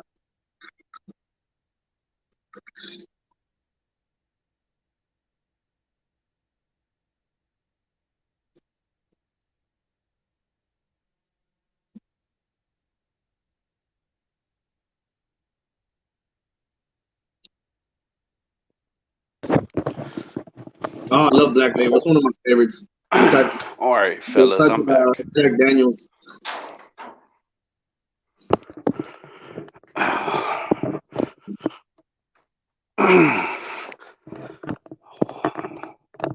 Alrighty. Nice. Screwball. Man, that screwball was nice. That was pretty good. I liked it. I heard it. Blue Label. I've had Blue Label, man. I like it a lot. It's just a little pricey for me, man. So I can't be doing that. So I'll stick with a Black Label. Yummy, yummy, yummy.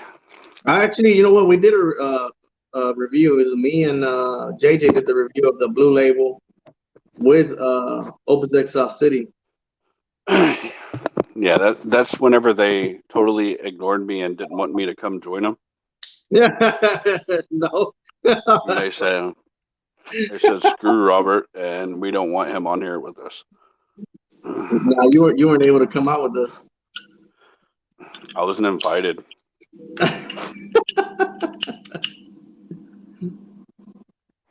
I'm messing. I got the Blue Label. Must be nice. God. Screw Robert. Ronnie said, "Screw Robert." Thought we were cool. No love. Mike said, "No love." Oh, guys, man.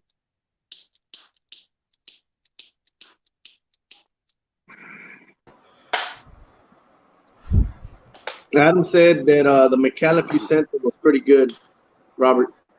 Which one, bud? Or was amazing, actually. Which one? The special edition or the other one? I think it's I don't know. Or the 2019 one? Can you guys hear me? Yeah, you're good. Awesome. No. Okay, so Adam Stevens, this is for you, buddy. I am smoking the Monte Cristo Crowned Heads Cuidad de Musica. How do you say that, Caesar? C-I-U-D-A-D. Cuidad? C-I-U-D-A-D. Oh, Ciudad. Ciudad de Música. Oh, City of Music. Ciudad de Música. Yeah. City of Music. This is a Crown Heads. This was a special one that they did, I think, in 2017 with Monte Cristo. And nice. And Adam sent this to me a little while back. So, and I've been wanting to smoke this one for a long time. So I'm lighting this baby up right now. Speaking of the Monte Cristo. Oh, he didn't say. Oh, he did. Yeah, the Leyenda. Gotcha. But speaking of Adam, have you had that Monte Cristo? That I sent you. Sorry. He said that the stick reminds him a reminiscence of Cuban flavor to him. Whatever cigar. Oh, the Leyenda. He's talking about La Leyenda. So yeah, that was a good cigar. Yeah. Yes, Vic, he says. Yeah, I'm excited. Look at the band on this thing, man. It covers dang near the whole stick, man. Yeah. It's a gorgeous band, though. When this came out, I almost bought this stick like 3 different times. I really wanted to buy it, but I can't remember why I didn't buy it. But then it was gone, and I always remembered it. And then Adam was talking to me about it one day and said, "Hey, have you ever had that?" And I was like, "No." and he sent it to me, man. Dang, that's awesome. So no worries. I was just curious because I think that's one of my favorite Monte Cristos. which one is that? It was a craft Monte Cristo craft. Monte what? It was like Say it Crisco, Cristo, not Crisco. You said Crisco, man. He always says Crisco. Oh, y'all are crazy. You said it, man. I heard it too. No. But it was like, the craft cured. Real nice. Craft cured. I think it's my favorite by far.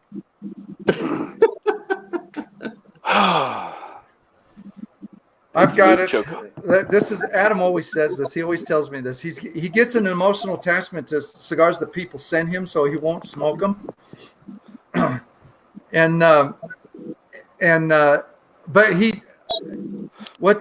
you smoked that 2017 Paniolo though, right? That was one I sent you.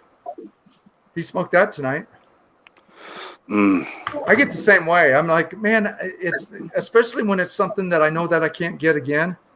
But I'm gonna enjoy this. I gotta prepare myself because this is a Crown Heads I've not yet had, and for me that's always a religious experience, man.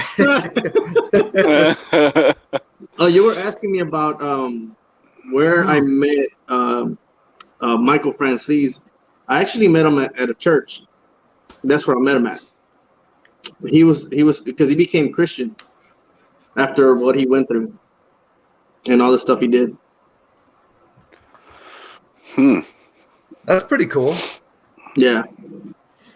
I did smoke the Paniolo tonight, Vic, because it was a special occasion for you guys in the new show. Thank you, Adam. That's very cool, man. That's very cool. We still got Ron in here. I haven't seen Ron post anything else, man. I don't know. I don't think Ron is. I know Ronnie's on here, but I don't know if Ron is still on here. We got to get Ron. Ron is. We got to get Ron on the show. Like maybe our third or fourth show. We got to get him on here, man. That guy's cool. Yeah. Heck yeah. Yeah, we'll get everybody on here. While y'all doing that, I'm gonna go grab you some more drink. Okay, that was weird. And another cigar. Right on. You know, when you go fishing, particularly trout fishing, and you catch a trout and you bring it out and you're taking the look out and you kind of get that smell of the trout. I just got that flavor off of this cigar. That's not good.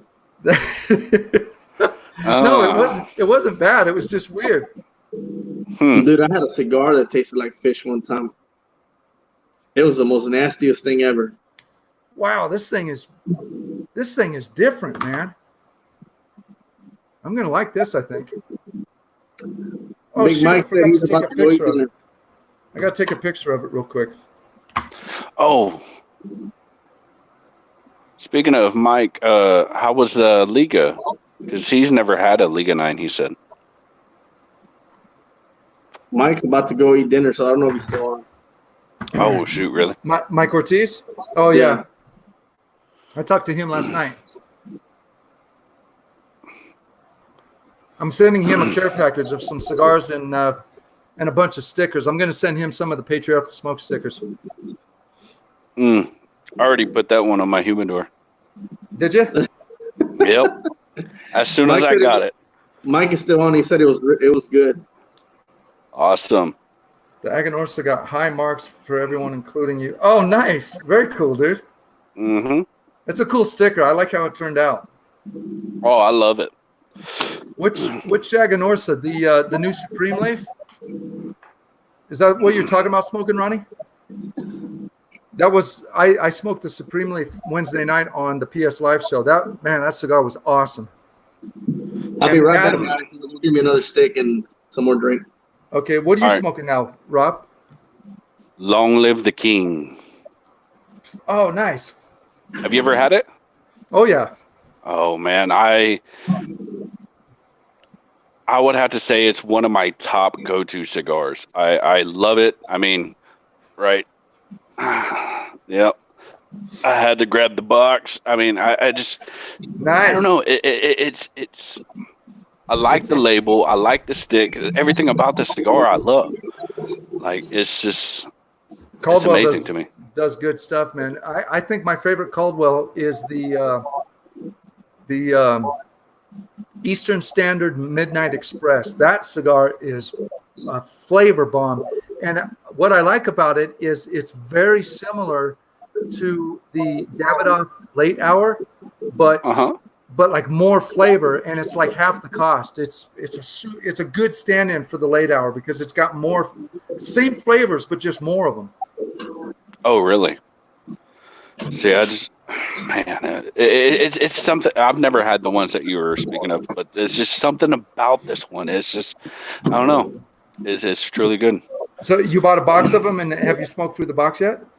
No, I didn't buy no box. I'm cheap. I just bought the box.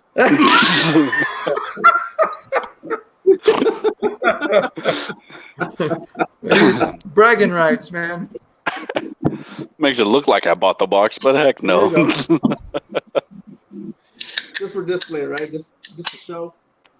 Exactly. But I think I got like 4 or 5 of these just sitting in my humidor, and God. So Smoking Ronnie's talking about the Pravada. Pravada is the only place I can find online right now with the Aganorsa Supreme Leaf. It's a $10 stick. They're selling it for $9, which is like 80 to 95 cents cheaper than anyone else did, and they've got a 20% discount right now. So, Ronnie, I ordered 4, smoked one, and then ordered 4 more just yesterday. So I'll have 7 of those. It's a great stick. Aganorsa just knocks it out of the park every time. So what you get, Caesar? I am about to light Whoa. up. What happened to your sound, bro? Sounds like you're in a tin can. Can't even hear you. I don't know. No, he's playing. No, but it does sound like you're in a tin can. Like you're. Yeah, it's you're real distant and talking through a. Sounds like you're talking through a snare drum, man. That's the same sound you get when you talk through a snare drum. There you go. That it started to come back. Somewhat better. Is that better now? Nope. No. Can you hear me now? It's like in a Pringles can. We can hear you. It's just really tinny and high. I'm gonna leave it. I'm gonna come back. Don't invite him back. No, I'm joking. He'll be down there waiting for sure. Right. Hey, Caesar, how's it going? Oh man. Now, have you had the King is Dead of this?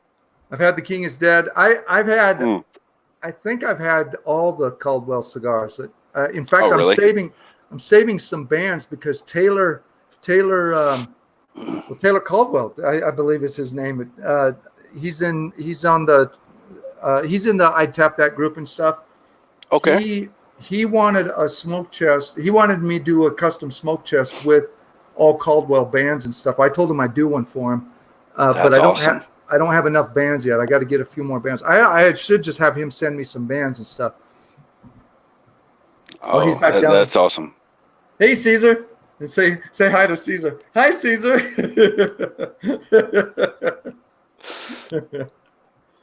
I gotta. Oh, yeah, that's good. Good, that's good.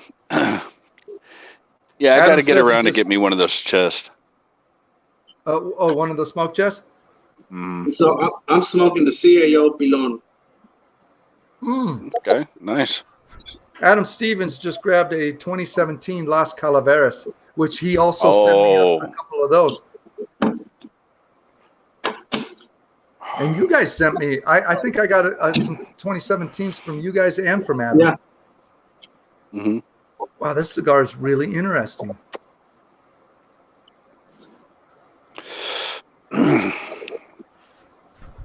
Man, this one never disappoints.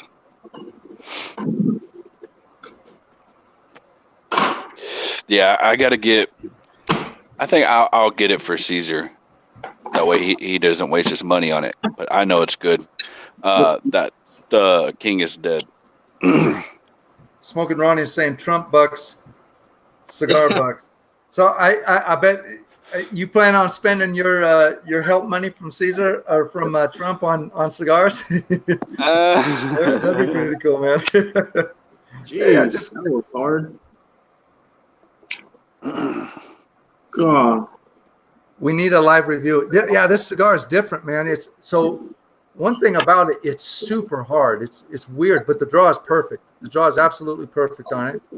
It's burning really good. I don't know if you guys can see that, but the burn is real nice on it. It's got a really nice tight ash, super tight ash. And the flavors, I love the label. The flavors are just, let's see here.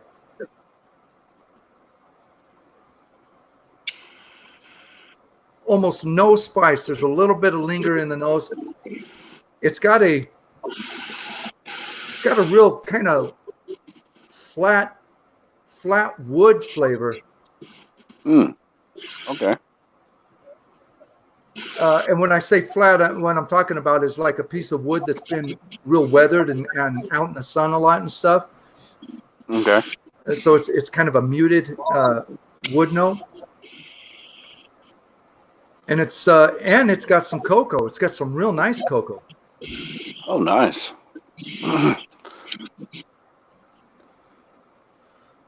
In fact,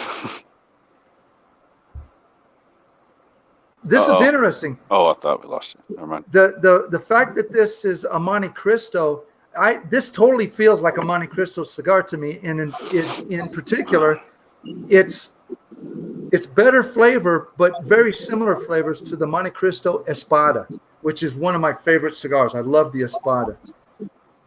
Okay. So, man, Adam, thank you, dude. This is awesome.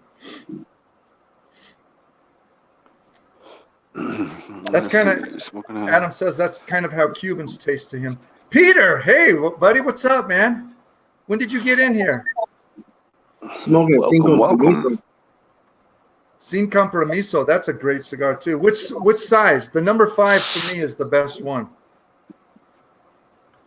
Oh man. So Rob, you said you drive most of the time. All right, Adam, man, thanks for stopping by, brother. Thanks for hanging out with us. Adam Wolf's dropping out. Oh yeah. All right, Adam, thank you, one. bro. Thank you very much for stopping in tonight.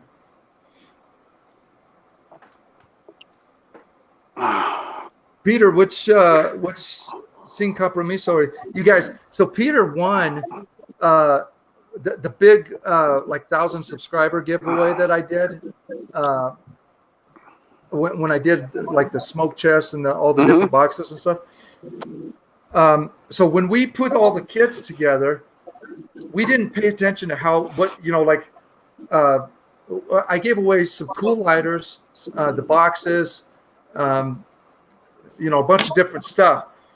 And Peter, there was a particular lighter he wanted. He was also hoping he would get the actual High Desert Man smoke chest. And they sent me a video of the unboxing when they were unboxing it and stuff. And they started seeing the stuff that they wanted, and they were like, "Oh, this is awesome! We got what we wanted." And my wife and I didn't plan. In fact, I put everything on the table and told my wife just box it up, however, and put it in the boxes and stuff. So I didn't know who was getting what. So that was kind of cool that they got what he wanted.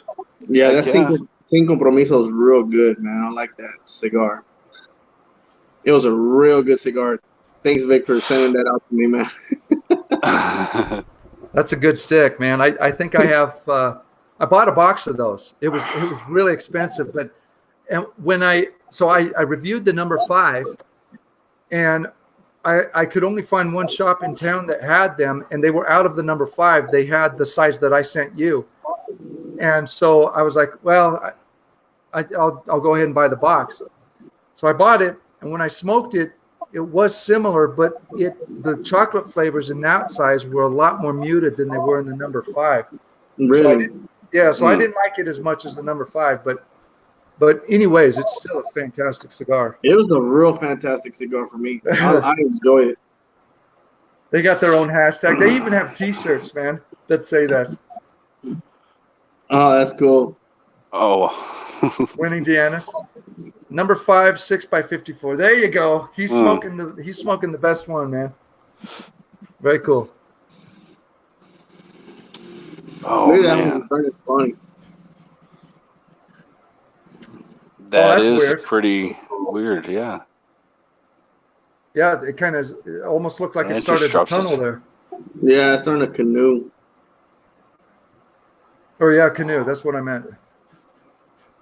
We'll see. Man.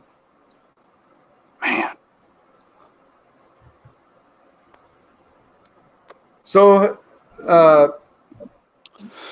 you guys saw.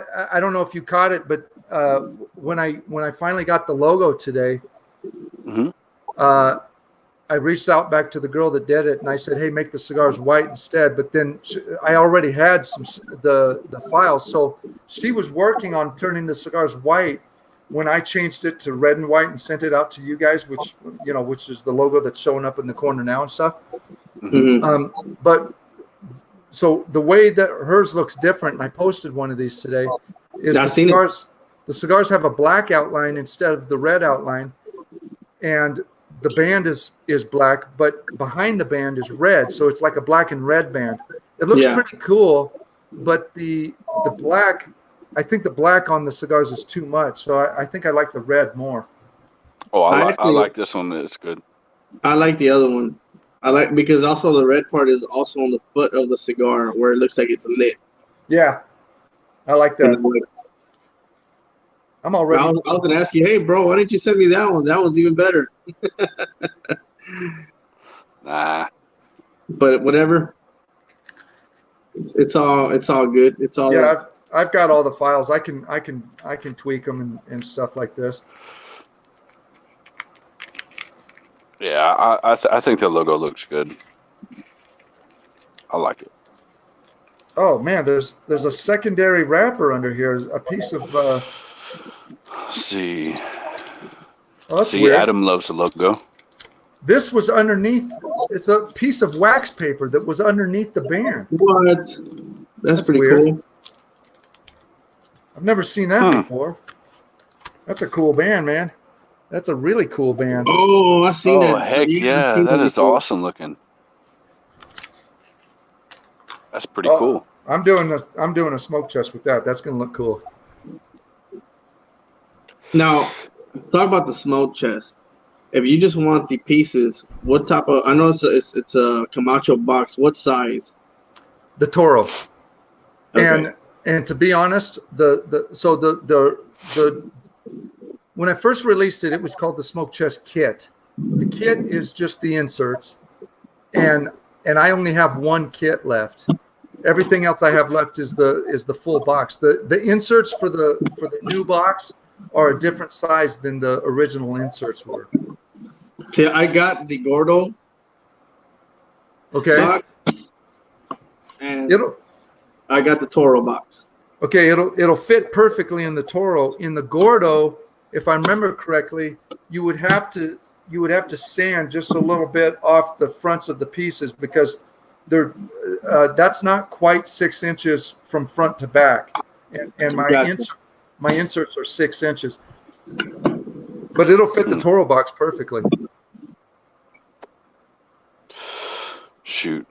I would love to have one in that box. I think that would look sweet.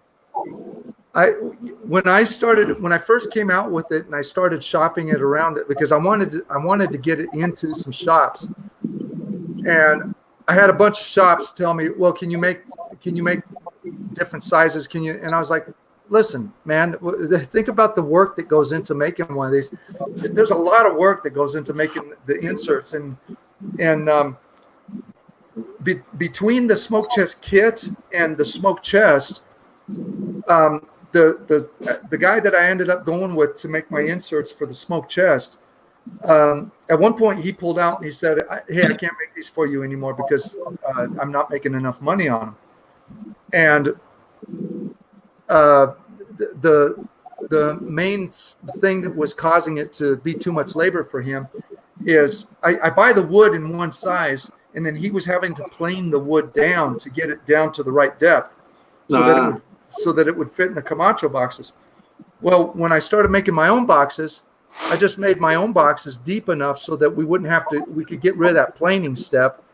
And then I said, just take out the planing step and charge me the same amount. And he was cool with that. So that's how the size change came about. Gotcha. That's cool.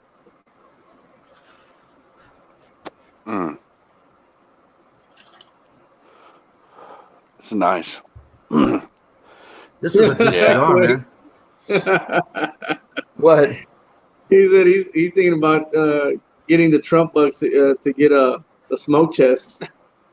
Oh, okay. There you go. There you go. That's pretty cool. Oh yeah, Adam said his also had had that wax paper. That's really weird. I wonder why they did that. It's almost like they pretty much double banded it because this piece of wax paper has tape on it. So they put the wax paper on it, taped it, and then put this on and glued this like they normally would. Who knows? Huh. It's a lot of extra work, man. Yeah. Oh, Peter says he's almost smoked all the Fox cigars that we sent them.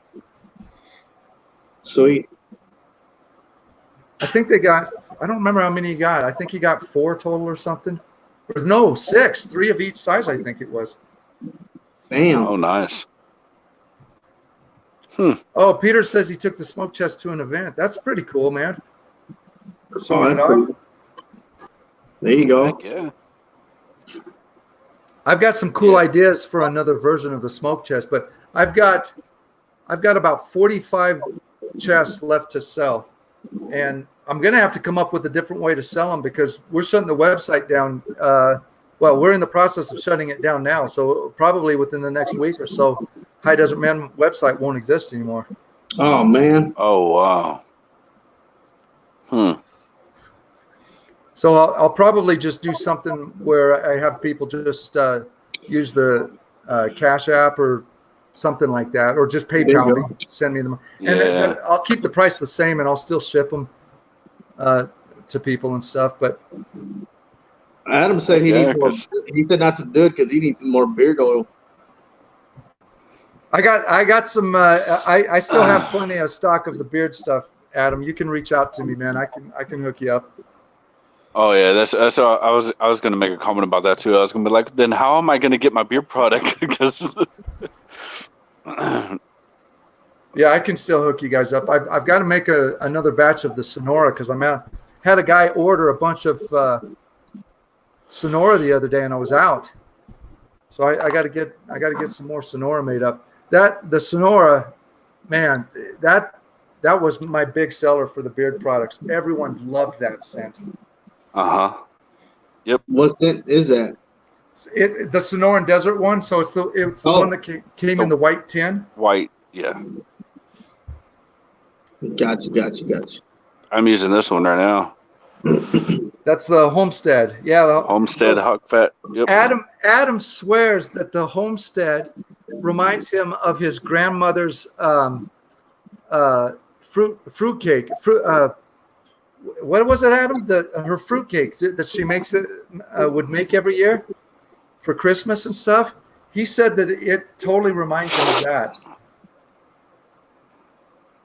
That's pretty awesome. Smells good. which is weird because it's a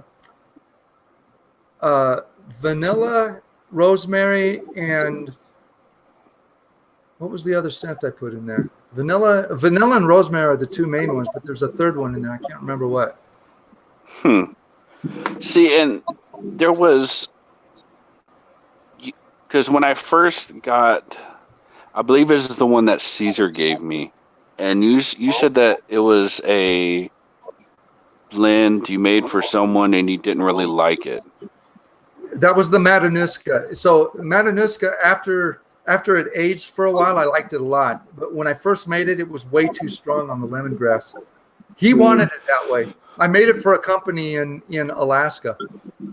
They ordered a whole bunch of those, and he's been selling them on his website. So he reached out. I've got a friend in Alaska that does just amazing leather work, and he's true Alaska. He lives in the sticks in an off-grid cabin and stuff, and he makes his living just doing leather work. And so he told me that there was a swamp area that he goes by every spring. When they go into town, they have to go by this swampland area. And he said there's lemongrass growing there. And he said the scent in the air is amazing. And he said if you could get that. So I looked up the region that he was talking about. And that region is called Matanuska. Wow. And Matanuska is an Alaskan word or Eskimo word for like swampland. Mm-hmm. And so I looked up the region, and I looked up all the plant life there and got an idea of what the plant life was. And then I started mixing up. I think I mixed up 6 or 7 or 8 different batches. Wow. Sent them to him, and he was like, you got to do this one. This one is absolutely perfect. It's what I smell whenever I go by that area. So then he was trying to think of a name for it, and I can't remember what the names he came up with, but he gave me a bunch of names, and he said, I don't really like any of these. Maybe you can come up with something. I was like, well, why don't you just call it Matanuska? Because that's the region it comes from. Yeah. And he was like, that's perfect, man. So that's how that one came about. And it's a cool scent. For me, it took a while for that one to age before I really liked it. Well, I gotta tell you, I think that's my favorite one. Really? That's my favorite one. That's crazy, man. That's pretty cool. I still have quite a few of those, bro, so I can send you some. Adam says he's sending me some fruitcake next week. Next time she makes it. That's awesome. Adam likes the Sonora. The one you sent me was High Desert, I think. Yeah, with the beard. There's a beard. I mean, the hog fat. Yeah, well, yeah. So all of my balms are called hog fat. Yeah. Okay. And I had three different scents: the Sonora, Homestead, and High Desert. And High Desert is from my region that I live in. And I don't do it anymore. But what I used to do is I used to go out and pick some juniper berries off my trees, and I would put one juniper berry in each tin just as a novelty thing. Yeah. People would write me and say, "Hey, what is this thing in my hog fat?" It's a juniper berry. It's just for novelty. That's pretty cool. See, I haven't busted into the what is it, the other one? All I've tried is the first one and then the hog fat one. The what you call it, the Homestead. See, I like the scent from the one you sent me, the High Desert. High Desert. But the problem with that one to me was I couldn't smell it once I put it on. Really? Yeah. And I was like, I love the smell. Like, I'll smell it, like, oh, it smells so good. Now, once I put it on me, the scent would go away like 5 minutes later. No. Okay, so the thing with, especially with High Desert, the thing with High Desert is you will stop smelling it almost immediately. Yeah, it's immediate. People around you will smell it though. And because I had that same thing. I was always thinking, man, the scent doesn't last very long in this. But then, I'd go to dinner with someone and people would say, what are you wearing? What is that scent that you're wearing? And I'd tell them and I'd be like, wow, I'm surprised you can still smell it. I put it on this morning and I couldn't smell it anymore. Yeah. Because there's some that I'll wear and I would smell it at least for a few hours or people would smell it right away. And that one, dude, I'll put it on and like instantly, it was gone. I'm like, man, they don't smell like nothing. Well, that lemongrass or whatever it was, the first one, I smelled that all day long. Yeah, that's a strong scent. All day long, I smelled it. through work, everything like that. I got home and I still smelled it, and I loved that. That one's awesome. To me, it was too strong, man. When I first made that stuff, I almost held back the shipment. I sent him, man, I don't remember, a big box full of oils and balms. And I almost held it back, and I told him, dude, I think this is way too strong. He said, no, send it to me. Let me smell it. And he loved it. And I was like, okay, man. But then after I let it sit, so I store all that stuff in my basement because my basement is regulated temperature and stuff. What are you laughing at? Yeah, quick. Well, I need a Miracle Grow beard oil to grow one out. Jojoba oil, my friend. Jojoba oil will help you with that. Yeah. Well, see, now you know you can't ever stop making the beard product. I can't stop making it? You can't because for years and years and years, I've always used Beard Guys. Beard Guys is my, go-to. And then now I'm on this, so this will be my go-to. So you can't discontinue it at any point. All right, man. I'll have to keep making them. I've got plenty of Matanuska still. I'm out of Sonora. I got some more of that. My beard company that I used for a long time was Grave Before Shave. Oh, Grave Before Shave, yeah. Okay, yeah. Yeah, that's a pretty big company. They do quite a bit of stuff. And the scent that I love from them was the gentleman one, or was it gentleman? Yeah, it is a gentleman's scent or something like that. Love that scent. I think Adam meant anosmia or insomnia. Not insomnia. That's sleep. So basically, what he's saying, it's the idea that you get used to the scent, so you can't smell it anymore, but people still smell it on you. And that's a true thing. That happens with beard product.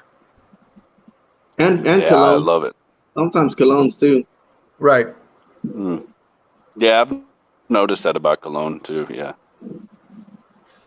Mike Ortiz, I will send you, when I send your care package out next week, I'll send you some beard stuff as well. Shut up. What the heck was that? Someone's amazing truck. It just had to make its presence. Well, Man, you are in Pasadena. This is a good cigar, guys. I'm bummed I don't have any more of these. This is a good cigar. I got the nice crown cut going on my cigar there. Oh, look at you stacking some ash there. Ooh, man. This cigar has always been real good to me, but I think it's not as good right now because of what I smoked earlier. So it's just kind of I'm just like, eh. You mean with the Rocky Patel? Yeah. Right? Yeah, so I think it's ruining this cigar. It's not ruining it. It's just I can't get really the notes out of it, or unless it tastes the same to me. Oh, this is crazy. Adam had an odor removal company with my ex, so I had to learn all that stuff. That's pretty cool. He's talking about the scent stuff. He had an odor removal company with his ex. Wow. That's kind of cool. Speaking of the odor, Caesar, I found a shop nearby that they have that damn stuff, and I'll pick you up some. Oh, okay. The damn spray. What is that? It's a odor. It's a deodorizer. Yeah. Okay. And it's called damn. I use it for if I'm smoking in my car or anything like that. I spray it and it's gone. Oh, that's cool. The name is called Damn. DAM? Yeah. Or DAMN. DAMN. Okay. Yeah. I'm sure they've got the logo. It's online. got a little dude going, damn, like he's yelling, damn. Yeah. Okay. And it's like, damn that smoke, or damn that smoke, damn that pet odor, damn that. Yeah. I'll tell you, I needed that. So the other night when we did the test stream, I didn't know if you guys could hear it, but I was ripping farts in here, man. I was tearing it up, and I kept thinking you guys were going to hear it on because they were loud, and I was just about gagging myself, man. Oh my God, that's Robert when we do reviews, man. Oh no, don't blame it. You can't blame it on me. Mike Ortiz, I have not read the book yet. It's sitting on my desk. I started to read it, but then I went through this whole thing with my office. I totally reorganized my office last week, and I just haven't really dove into the book yet. But Mike sent me a really cool book on worship and stuff that was written by what's his name? He was the singer for. Oh my gosh, what was that band? Mike, help me out. You remember who he was? I can't remember who he was. Kiss. No, not Kiss. It's a worship book, man, on worshiping.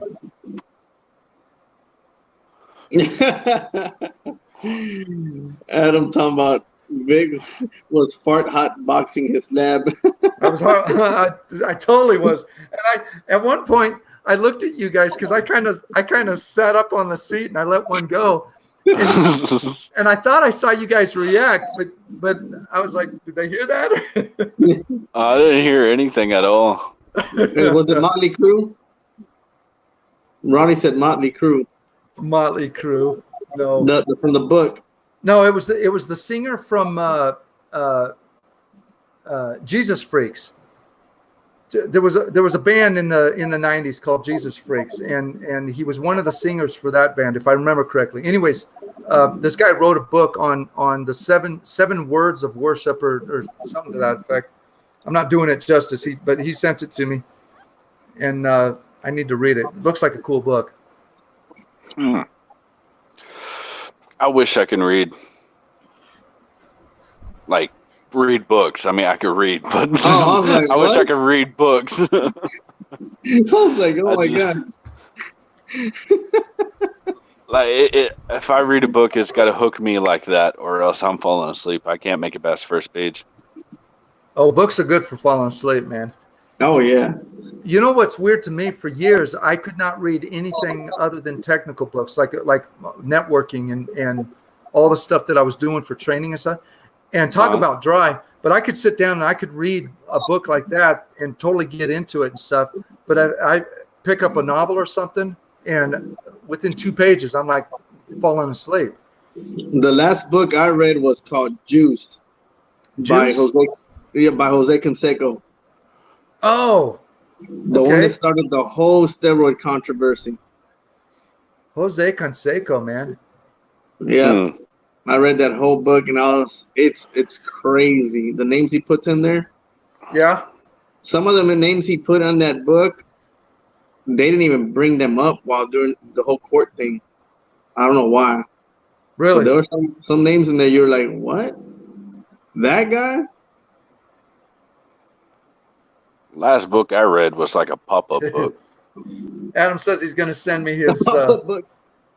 his air-blown fiber training book. We were talking about air-blown fiber the other day.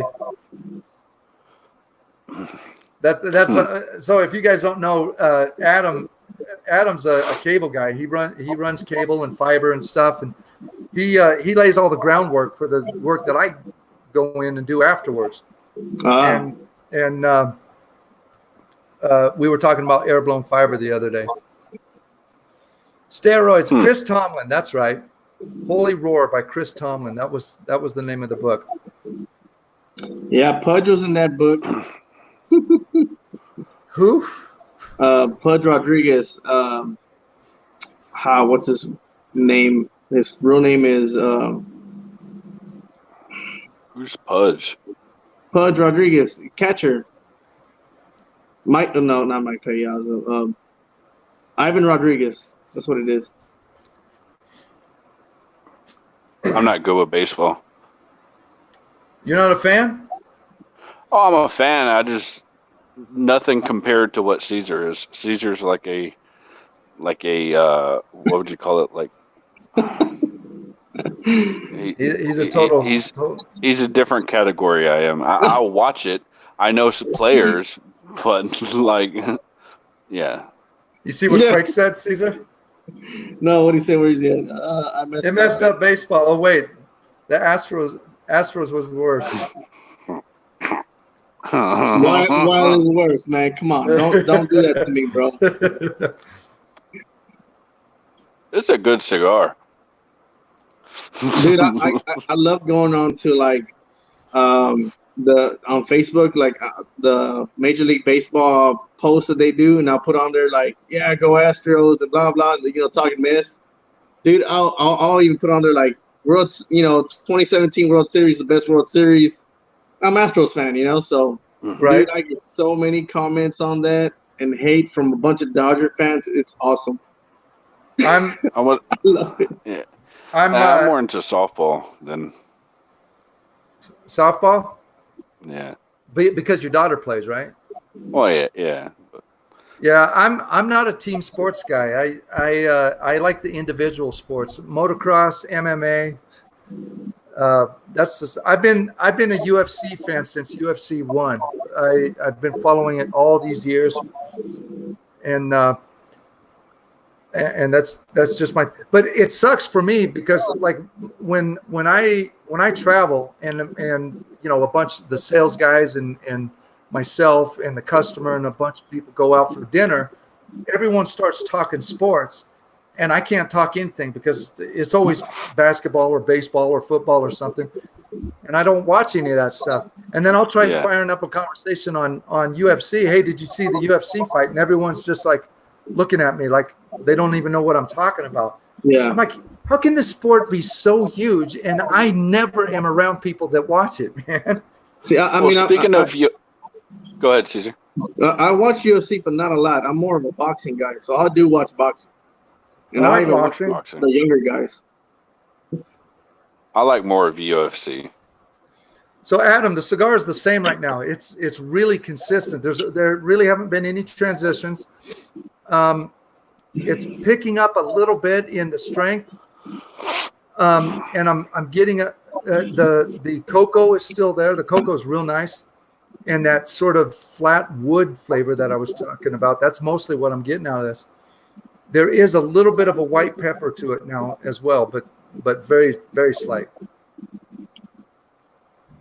Well, this one went from canoeing to burning good, and now it started to tunnel. And wow! This one's doing an ash so good that I'm gonna try to stack some ash here. Try to catch up to Rob. It's gonna fall on him. Watch. Look, you see it leaning. Yeah. Yep. The Leaning Tower of Pisa. What are you drinking, Caesar? Johnny Walker Black Label. Yeah, I saw you with that. I saw you with the bottle before we started the show up, man. Yeah, with some Coke Zero. I'm just drinking straight water. Oh, that's strong. John Jones, yes. Oh my gosh, man, this freaking guy. I'm so freaking fed up with John Jones. So you guys know who John Jones is? Yeah, I know he is. Okay, so John Jones. When John Jones was coming up and when he won his first title, I was a total John Jones fan. I was so into that guy. And then he started going off the rails, and I was like, "Come on, dude, don't do this, man. Be a good champion and stuff." And then he just completely went off the rails, and I was like, "Okay, all the stuff that I liked him for, that wasn't the real him. His true him is coming out now." So he started. Then he came back here within the last year or so. He started coming back. He got the title again from Cormier, and he just starts. He tries to put on now. The guy is a Christian, and I can't judge him, but he likes to put up videos of him praying with his team and stuff, but then he keeps doing stupid stuff. So just a couple nights ago, he got pulled over in New York, got pinched for a DWI, They found a gun on him. He got pinched for open container, DWI, carrying a weapon. Ooh. And there was one other thing. Wow. And so today they released the cops' body cam footage of them giving him the test, the sobriety test, and he was completing the tasks, but he wasn't completing them well, and he was like losing his balance a little bit. He was losing track of what the guy was saying, and he was so at one point the guy told him to say the alphabet, but he wanted him to do the alphabet from the letter E and stop at the letter P. And it took him a while to figure out what the cop was asking. He started up, then he stopped, and he said, "Well, my daughter has dyslexia." And it's like, what's that got to do with you? What does that have to do with what? I'm just fed up with John Jones. I want John Jones to get beat so bad. And this is typically what happens with me. I get really behind someone who's coming up. They become the champion. They go off the rails. I lose all respect for him. And then I want him to get beat. And he hasn't gotten beat yet. The thing is that these guys can't handle the fame and the money and stuff. And the money. They're all humble and everything, real good guys. And as soon as they become the champion, and everything just comes at them at one time, boom, right after that, and they just go off the walls. I mean, they don't know what to do. It's kind of like I was watching the interview with that one boxer that just beat Tyson Fury and Deontay Wilder. Yes, Fury. What is it? He won the championship, or he won and became a champion. And that's what he was really working his butt off for his whole life, trying to become the champion. Once he got there, he didn't know what else to do. Right. And he went to depression and started doing drugs, alcohol, partying. I heard his interview with what's that guy's name? Real famous guy that does podcasts on YouTube. I'm bad at names. Joe Rogan. Rogan. Okay. Oh, okay. And he was talking about he even tried committing suicide. Oh, wow. Several times. Yeah, it was just to the. That's why. What's his name? The one he just fought. Deontay Wilder. Wilder. One of them, he talked mess about him, saying he brought him out of drugs because he ended up fighting him and brought him out, and then they fought again, I guess, and. Wow. He's looking good now. But at one time, he was the same guy, humble guy, everything. Once he won the championship, he didn't know what else to do. Yeah, it does things to you. So, Peter, I think come hell or high water, Dana White is going to make that fight happen. He's trying to hold this ground that no matter what, the UFC is going to go on, and he's pretty good at making that happen and stuff.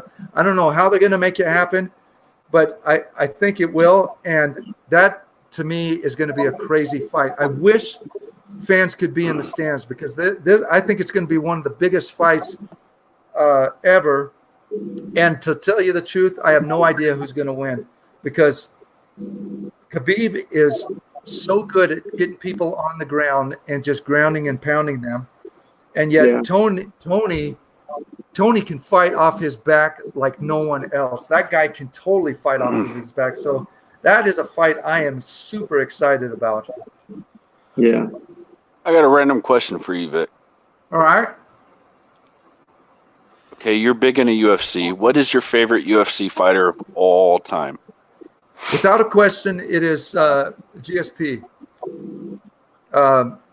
George St. Pierre. Yes, sir.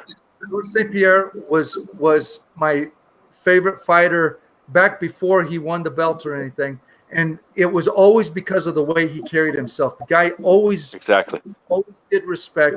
The only time he kind of got a little bit disrespectful was after he won the belt the first time. Then he lost it to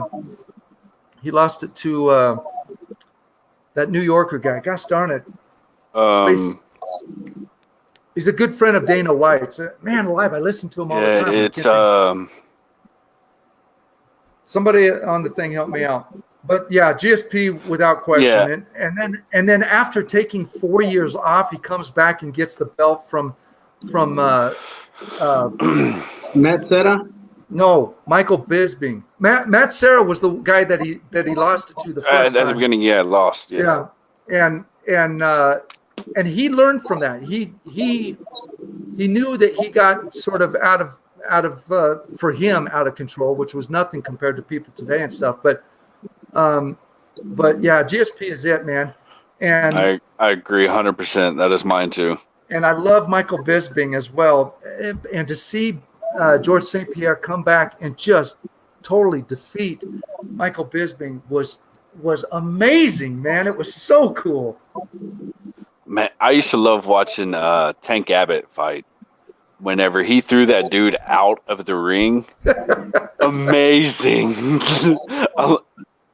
I hated Tank Abbott, man. He was good in the UFC back then because he had one punch knockout power and stuff. But Tank Abbott's issue was he's a fighter at heart. He got in fights like in hallways and at bars and stuff. The guy just likes to fight people, and by his own admission, he likes fighting because he likes to hurt people. And, like Kimbo Slice. Yeah. Right. And I can't get behind that, man. I've always had the most respect for, I'll tell you, the Australian, the blonde-haired Australian heavyweight. Another name he had one punch knockout power. He would always knock a guy out, and the guy would hit the mat, and he would just turn around and walk away. He wouldn't dive on him and hit him again. He was like, okay, I did my job. He'd walk off. And I like that about fighters that have enough control to say, okay, it's done. I've done it. I don't need to do anymore. Peter said Mark Hunt. Mark Hunt, man, that guy is awesome. I think he got a raw deal from the UFC. My favorite UFC fighter was McGregor. Was it UFC, right? Conor McGregor, yeah. McGregor just fought he's recently. Probably my second favorite. And he's coming back, man. He's supposed to fight. Well, I don't know. They say he'll fight in July. I don't know if it'll happen or not. But I like Conor McGregor a lot too. Yeah, I like how he is. I like his attitude and everything. The only time I don't like him, like, dude, what are you doing? Is when he starts wanting to fight outside the ring. Right. I like the whole trash talking and doing all this stuff. I love his cockiness. I love it. But and he can back it up. That's what I like about it. But once he goes outside the ring, like out, in public or whatever, it's like, dude, come on, man, stop doing that, man. Do that as a thing to get people to watch your fights, right. But don't do it. Don't do that. One of the things I like most about Conor McGregor is his self-awareness. The guy, like when he fought Nate Diaz the first time, he, as soon as the fight was over, he started saying what he did wrong. He knew what he did wrong in that fight and stuff, and he took total ownership of it. And I've always loved how self-aware he is of the mistakes he's making and stuff. That's a good fighter. Yeah, I watched the McGregor and Khabib, and McGregor beat him up pretty good. I kid you not, my ringtone for my when I get notifications is Conor McGregor when he was doing the press, and what's his name? He had said something to him, and he's like, "Who the fuck is that guy?" Fook, F-O-O-K. Yeah. Who the fuck is that guy? That's my notification. That's hilarious. Love that guy. Holy crap! I thought you dropped it, man. It's still going, huh? Still going. I'm scared. I got the shakes. So I don't want to shake and then I'm hitting a transition now. I'm starting to get a little bit of cedar and a tiny bit of caramel behind the cedar on this stick right now. Oh, nice. Oh man, I'm gonna be bummed when this stick is over. This is a really good cigar. What about Iceman? You like Iceman? I like him. I still to this day like him. Chuck is he's just a cool dude, man. And he's humble. He's an original. He's an original for sure, man. He's I'll tell you, one of the fighters that I never ever liked was Tito Ortiz. Every time I saw Tito Ortiz get knocked out, I came off my chair. I was like, yeah! That's how I felt about. I didn't care for Rampage Jackson at all either. Okay. Hold on. Stop the presses. Adam says he can get me more of these cigars. My goodness. Adam, do it, bro. God. I will pay you back for them, man. I will pay you back. I got to get some more of these. That is awesome. Let's see. Who else is pretty good that I like? Ken Shamrock. Ken Shamrock was a doofus, man. He's a good fighter, but Matt Hughes. Loved Matt Hughes. Matt Hughes was awesome. I felt really bad for what he went through. That you guys know about his accident, right? Yeah. And the accident ended up leading to his wife leaving him and stuff.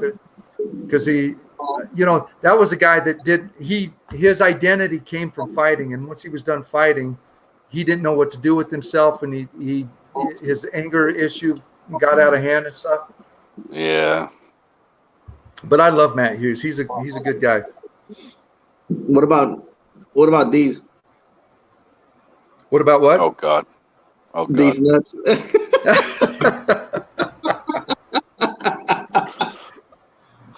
I seen it coming. Totally hooked me, man. I had no idea. I was like, what fighter is that, man? You guys ever see the movie? Who's that Japanese fighter? Actually, I don't think he's Japanese. Jet Li. So Jet Li did a movie called, I think it was called Romeo and Juliet. Or no, Romeo. What was the name of that movie? Something Romeo. Anyways, there's a black guy in that movie who's actually a really good actor and has done a lot of stuff. He had a line in that movie. They were playing PlayStation or something like that, some racing game, and he's sitting at the couch, and there's a coffee table in front of him with a bowl of peanuts, and he beat the guy. He beat the guy, and he jumped up and he grabbed a handful of the peanuts and he started dropping them and goes, "These nuts in your mouth." I died when I saw that movie, man. Oh my God. No, it wasn't Bruce Lee. It was Jet Li. Romeo Must Die or something like that. Yeah, that's the one. Romeo Must Die. That was a cool movie. Yeah. Now, the other one, Romeo and Juliet, the new one, well, not the new one, but with what's his name in there? What's that one? DiCaprio. Yeah, dude. Those 1911. No, I think they were 1911s. They were Berettas. Oh, that he had, that he used in the movie. Those guns, they were Berettas, 92s, I believe. Okay. Man, they were nice, bro. I was like, I gotta those were get really nice. Yeah. That was a cool movie. I liked that movie. Mm-hmm. I'm catching up to you, Rob. At school. Rob's gonna fall asleep over there, man. I had to lean back because I'm sitting up in the chair.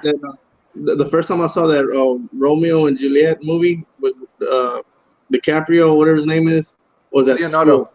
Yeah, Leonardo DiCaprio. Yeah, it was at school. And I was like, well, this is a pretty interesting movie in school. That's pretty awesome. That's cool. That's a guy. That's a guy who's had an interesting career, man. He's done some good movies. Mm-hmm. Yep. Yeah, everyone's saying Romeo Must Die. Yeah, I can't believe I remembered it. I don't know what it is about getting on camera. My wife and I can be talking about something, and I pull names out like left and right. I get on camera and I can't remember anything. I'm the same way. Even when we're doing a review, I'll sit there and I can talk and talk and talk, and once I get on camera, I'll forget somebody's name. And it's like, Always. all the time. Always. Adam says his instructor beat Ken Shamrock in a sparring match at a Hall of Fame induction. Wow, that's pretty impressive. Oh, wow. Or maybe it's not that impressive. Maybe Ken isn't that good. Frank, I know that Frank is a good fighter. Quake says Ken Shamrock was awesome. Ken Shamrock went through a period of time. Man, back in the old UFC days, UFC either two or three, when Horace Gracie fought that Russian guy. He was called the Russian Bear. Oleg Tektarov. Oleg Tektarov. What the hell was so? Gosh. They fought for 45 minutes straight, nonstop. It was a brutal fight. It was kind of a slow fight but man, that was one of the craziest fights ever in UFC. What are you guys laughing at? I'm trying to figure out what he's laughing at. I don't know. Ronnie's comment about Robert posted. Huh? Let me find it first. What comment? You'll see. Oh God. Who's smoking Ronnie's? Yeah. Oh God, really? Oh yes. There we go. Yes, there we go. There we go.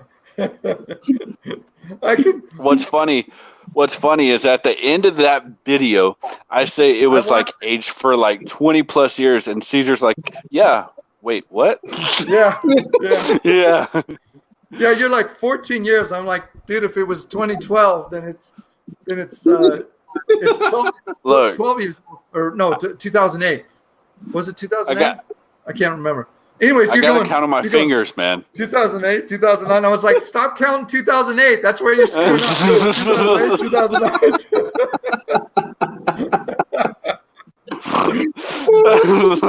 That was awesome. I was so happy I was there to bust you on that, man.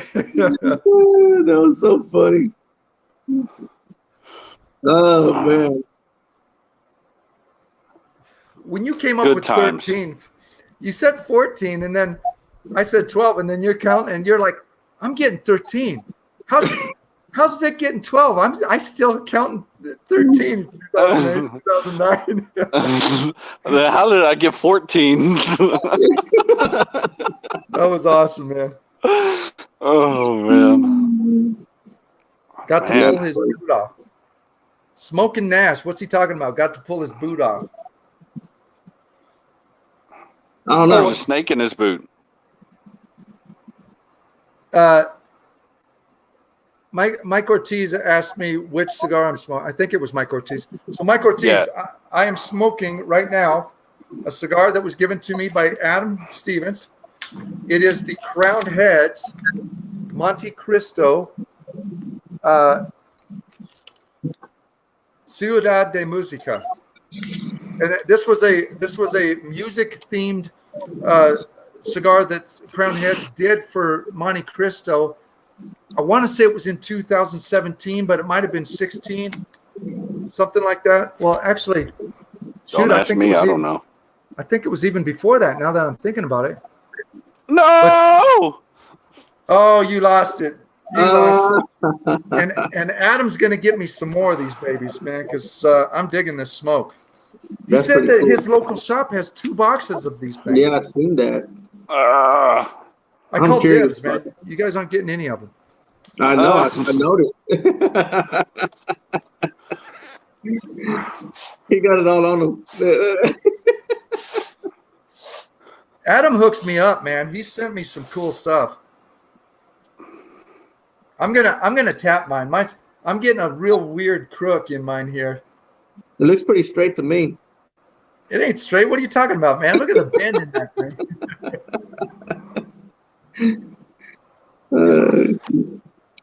To count when he runs out of fingers. Oh yeah, take off his boots so he can count his toes when he runs out of fingers. Even then, that would be a sight. Oh yeah. oh man.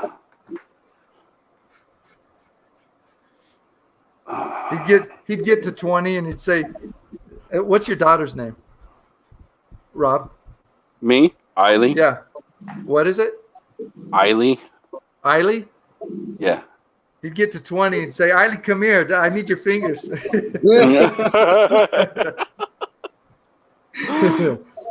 Hey, she's a lot better at math than me. That's for sure. Yeah. Hands down. I'm gonna tap this thing, man, because it fell off real easy. Oh, it was holding on good because it had a nice little that Lajero is burning nice and slow in there. Yeah. Oh man. Wow, guys, we've been going 2.5 hours, man. This was a pretty cool show for our first time out of the gate. Yeah, very unexpected. Oh yeah, to be absolutely. on that long. There's a lot of other things to talk about, a bunch of other stuff to talk about, but yeah, Oh yeah, there's plenty of stuff to talk about. Yeah, I'm gonna get Brian. Brian is already committed to doing the show from Pravada Cigar Club. I'm gonna get John Huber on here for sure, and Awesome. we're gonna talk with John Huber. What are your guys' kids' names? My son's named Forrest after Forrest Bondurant. Bondurant as in the driver? My son went to the Bondurant School of driving school. It was like a 1-day course, and my son did so good in that. And they did the full deal. They put him. I can't remember what the car was they put him in, but a hopped up car, and they put water on the track and had them spin out and stuff. My son never stalled the car. He kept complete control of it and stuff. It was freaking awesome. That's funny. That's pretty cool. My daughter's name, you guys are UFC fighter. Yeah, guys are UFC fans. My daughter's name comes from a UFC person. And it's a male or female fighter? It's a female. It's not a fighter. Not a fighter? Not a fighter, but she's a female. And but from UFC. Yeah. Oh yeah, UFC. She's one of the models that come up and holds the round numbers or whatever. One of the models. Oh, one of the ring girls? Yeah, one of the ring girls. My daughter's name is Ariane. Ariane Celeste. Ariane, you didn't name her after her, did you? Yeah. You did? Yeah. Just because you liked the name or you liked her? Well, both. No, it's a crazy. She's still with them, man. Huh? They've gone through a number of UFC girls, and Ariane is still there. She's still there. She's been there for many years. My daughter she's 10 years old. Whenever me and my wife, when she was pregnant, we found out it was gonna be a girl. We couldn't figure out a name for her. And every time I came up with a name, my wife was like, nope, that's probably one of your exes. Or no, I don't like her. I don't like that name. It reminds me of some girl that I hate or whatever, this and that. So okay. At that time, I was a manager at a GameStop. Okay. And the very first UFC game came out on PlayStation, I think Xbox. I think it was just PlayStation at first. Okay. And they had asked me to go ahead and try it out and play it or whatever before it came out, before it was selling. So I played it and everything, and I was sitting there in my room and in the living room, and I was playing. And every time was the second round or third round, I would hear the announcer say, "The beautiful Ariane," and she would come up and start walking around, the ring girl with the round or whatever. Right. And I'm going, Ariane. I was like, hold on. And I went online and I looked her up, and boom, there she was, Ariane, UFC model, whatever. And I told my wife, I was like, I found the name. That's it. And I told her who it was, and she looked it up. She was like, oh, she's real pretty. I was like, that's it. That's the name. That's it. Wow. And that was the name. That's how you came up with it, huh? Yeah. So I did not know this about Bondurant, but Adam says that someone cut his throat and he didn't die. He went back and whacked him. Oh, what the? Whoa. Pretty tough guy, so we named Forrest after him. That's awesome. Heck yeah. See, my kids really, their name story really doesn't, because I have my oldest, which is Shay, my middle, which is Eiley, and then my youngest, which is Jace. So like my daughter Eiley, spelled ILY, for I love you, and like her birthday is on Valentine's Day, so it's all perfect. Oh, I saw that movie, Adam. That's crazy, man. Movie Lawless. It had Shia LaBeouf in it, and Oh, I've seen it. yeah, and Shia LaBeouf and oh my gosh, one of my favorite actors right now, Tom. Wasn't like they were like moonshiners or something? What's his last name, Adam? I can't. It's Tom. Tom Cruise. No, not Tom Cruise. He played Bane in the Batman. Tom Hardy. Tom Hardy. Weren't they like moonshiners or something? Yep, Moonshiners. I've seen that movie. That's a good movie. I hate going back and forth through chat. Let's see. Oh yeah. Adam says I can't see Tom the chat Hardy. no more. My battery on my laptop died. What is your younger son is Jace? Yes. Is that short for Jason, or is it just Jace? No, just Jace. Just Jace. My son's name is Jake or Jacob, and my daughter's name is Brittany, and kind of a similar story with my daughter's name. I mean, my daughter, my ex-wife, and I kept trying to figure out some names and stuff. I had a boy's name. If I was going to have a boy, I was like, there's no debate on this. If we have a boy, his name's going to be Mickey Matthias Evans. That's the name I wanted. And we had a girl. And then when I met Pam, she already had Jake, and she wasn't down with changing his name to Mickey Matthias Evans. So. Well, I'll tell you what. I do have a story. Okay, my oldest. Okay, his name is. I'm gonna see if y'all can put everything together. All right. His full name is Shay Talon Dillinger. Okay. Okay. Shane Talon Dillinger. Shay, Shay. Oh, Shay Talon Dillinger. Dillinger. Think of the initials. Shay Talon S. It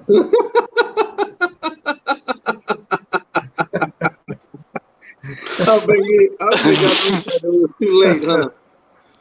Well, see, I was set on the name Shay for that was it. We're having a boy. It's going to be Shay. Okay. And my ex, of course, she was like, "Oh, I like this." I think she picked Talon because she loved like Laguna Beach and all that. And then when we put it all on paper, we're like, "Oh crap." So when he goes to buy a house and he has to initial all those freaking pages, it's going to be STD on all those pages. Yep. That's fun. That's awesome, man. Yep, sadly it is, but it is what it is. Yeah. When I was in high school, there was a girl that I kind of liked in my German class, and her name was I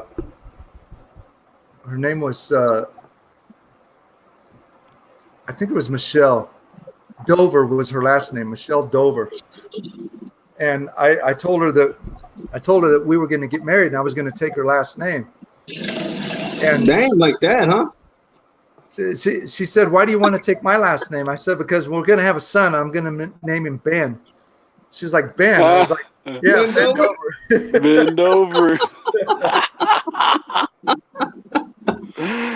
Oh my god. All right, Adam man. Stevens. God bless you guys for being patient enough to have more than one kid. Yeah. Mike Ortiz said he's got 4 kids.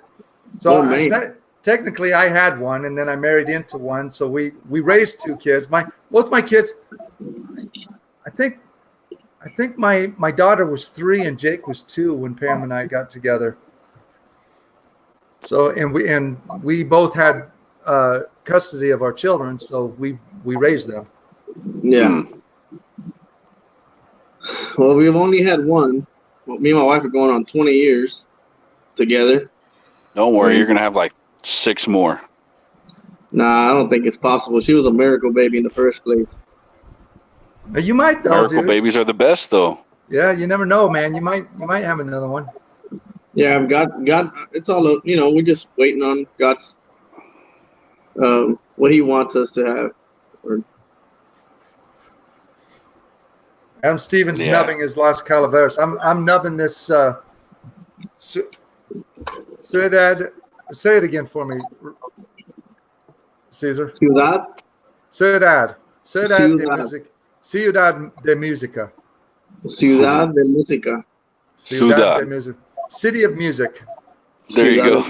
Yeah, and when they did this cigar with Monte Cristo, I don't remember the whole story, but basically they approached them and said, "Hey, we want to do a musical theme thing." I think it had something to do with an event that was going on that Monte Cristo was going to announce the cigar at or something, a music event. Anyways, it's a cool story, and that's one reason why I've always liked Crown Heads, because they always have these stories that for me are very relatable stories, especially anything music. I can always relate to musical stuff because I've been a musician all my life. Mandy, Michael, Anthony, and Alyssa.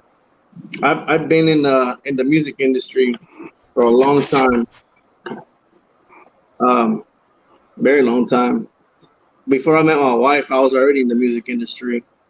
And then when I got with her, I left it and then ended up going back into the music industry, different type of music.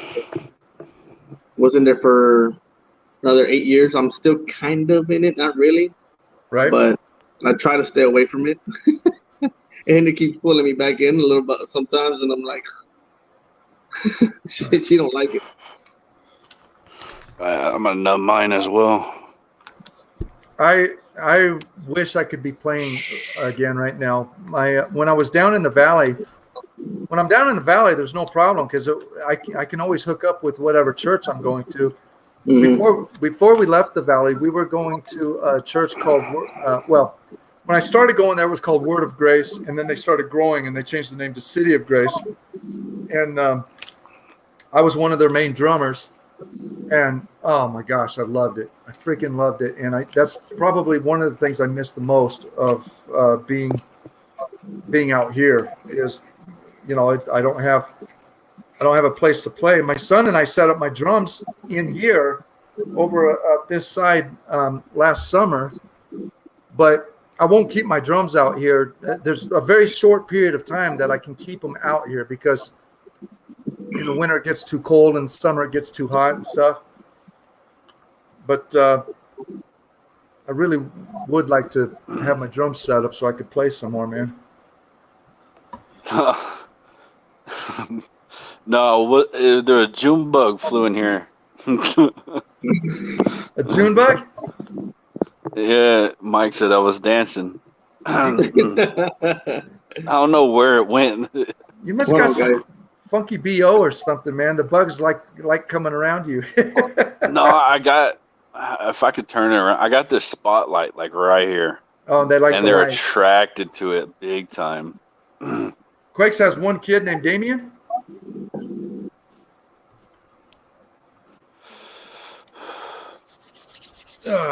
Man, it's starting to chill off. I got both heaters on in here, but it's starting to get kind of chilly, man.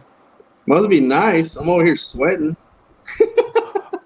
Yeah, dude, I told you, man. Our high today was 40 degrees. It was a crazy day. We've already been hitting the 80s during the day, but today the high was 40 degrees. It was just a weird day, man. Shoot. Now, I remember whenever I went to Spokane with my buddy, and their temperature is totally like, okay, you take Texas, okay? I guess the humidity that is here is totally, like there, it's like, let's say, 40 degrees, all right? Right. and my buddy's sweating. I'm like, what? Like, I just I couldn't wrap my head around. Like, you're sitting here just pouring with sweat. And he's like, oh, it's so hot. I'm like, this is hot. Like, you won't make it where we're at. There is no way. Yeah. I was born in Spokane. Really? That's cool. Born in Spokane. Beautiful. Raised there for part of my life. And then we went back, and then my wife and I moved back to Spokane just for a year back in 2010, and we had a horrible experience up there. It was just crazy. Spokane is beautiful. I love the town, and I love the area, but they get a lot of overcast days and a lot of rain and stuff, and I would find myself. I was working as a contractor up there doing this big network contract gig, and there wouldn't be sun for days, man. And then I'd see the sun come through the window a little bit. I'd drop whatever I was doing. I'd go outside just to get the sun. The sun would only be out for like 10 minutes. And I'd just go out there, man, give me some sun. And we were there for a year, and I told my wife, nope, we're going back to Arizona, man. I need my son. Yeah, I think because when we flew up there, we flew through some state, and then went back, flew to Seattle, and then you flew through a few states, dude. Yeah, it was crazy. Well, no, I'm saying like it wasn't a straight flight, right? But the flight from Spokane to Seattle, that was the trippiest flight I have ever been on. Really? And whenever I say this plane was like, hi, Captain, like, it was like, it was, I looked just to my left. Tiny plane? It's a propeller.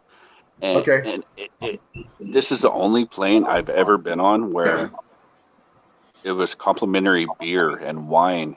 And really? I'm like, what? Like, what? I kind of know why it's complimentary. It was like probably the worst I've ever had. But I was like, I mean, ew, man. But flying over those mountains and everything, it was so beautiful. Yeah.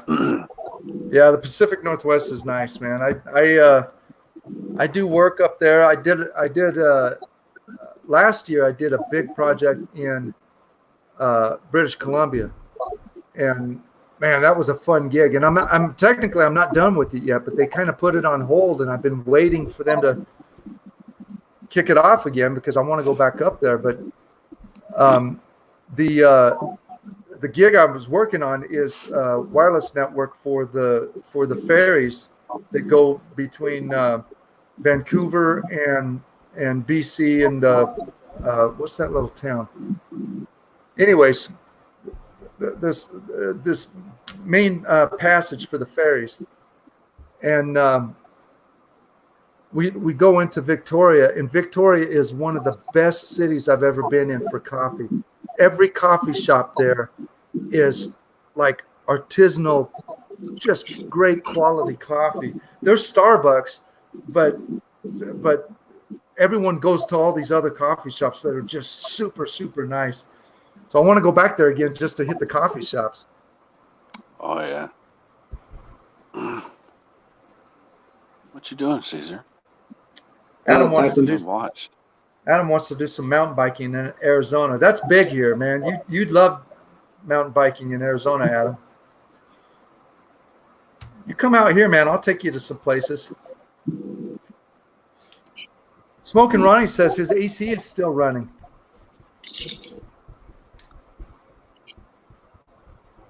Better go catch it. What's Caesar doing, man? We totally lost him.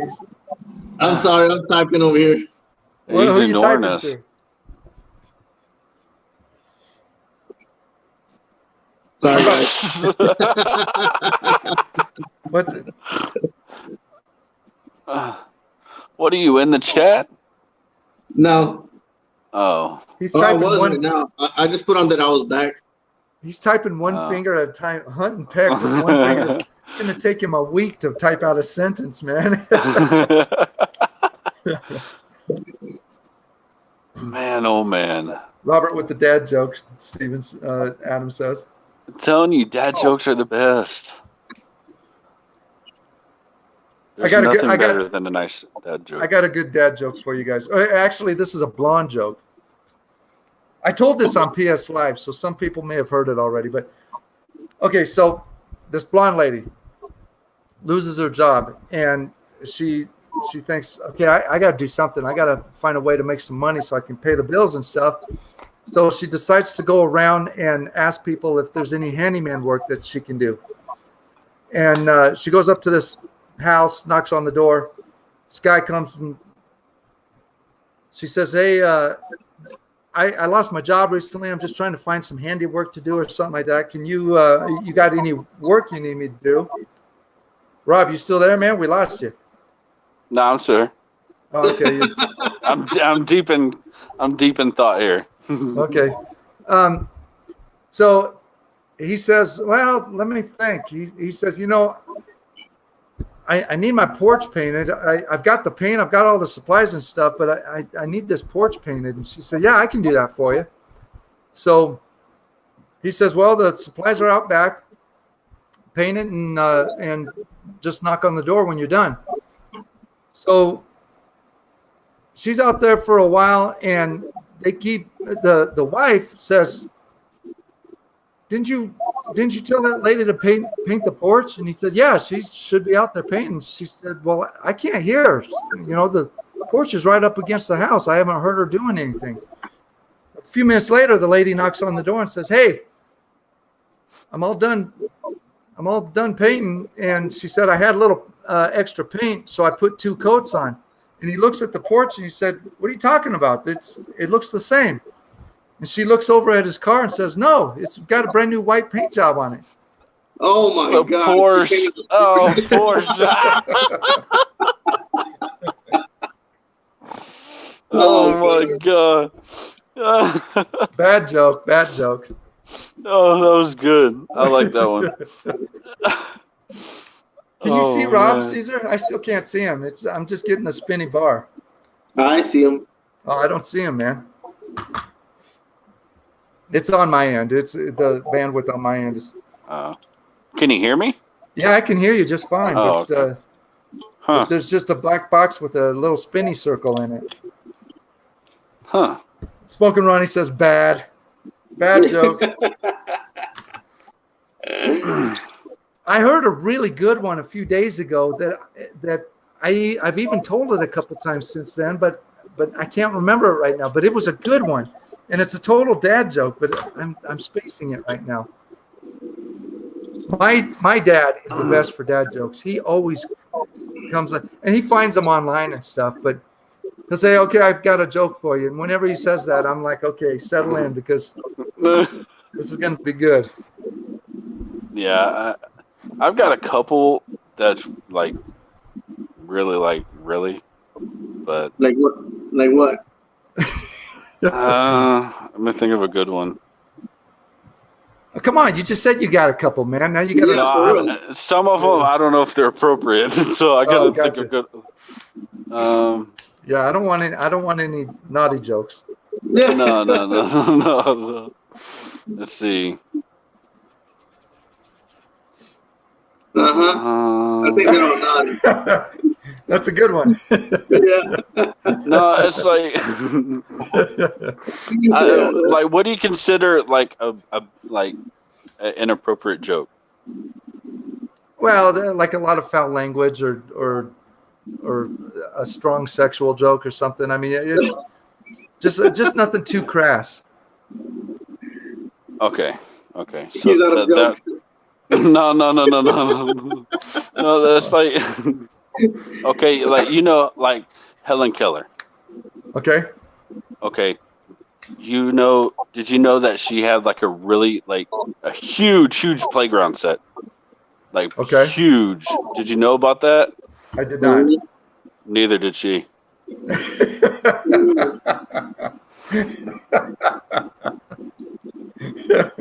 That's a bad one. Yeah. Oh, Helen Keller. What was Helen Keller's favorite color? Oh God. I don't know what. Corduroy. You know what corduroy is?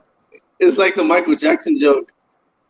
What was the Michael Jackson joke? Oh God. It's like he has to be made into Legos when he died, so boys can still play with him. Oh God.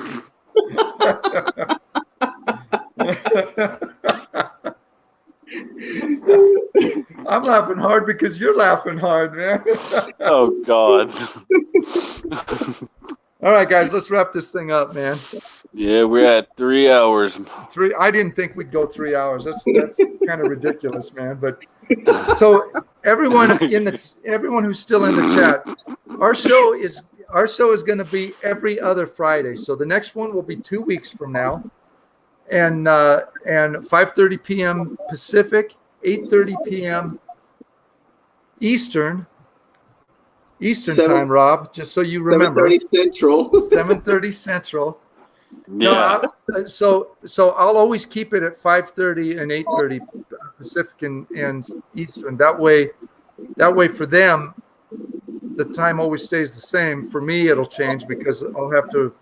For me, it'll be an hour later when the time changes and stuff. But actually, for you guys, it probably will as well, right? Yeah. When the time change happens, it'll go to 8:30 for you guys. Yeah. Yeah. Yeah. Okay. Yeah. Well, we still got a long ways to go for that. Yeah, that's not until November, so we got time to go.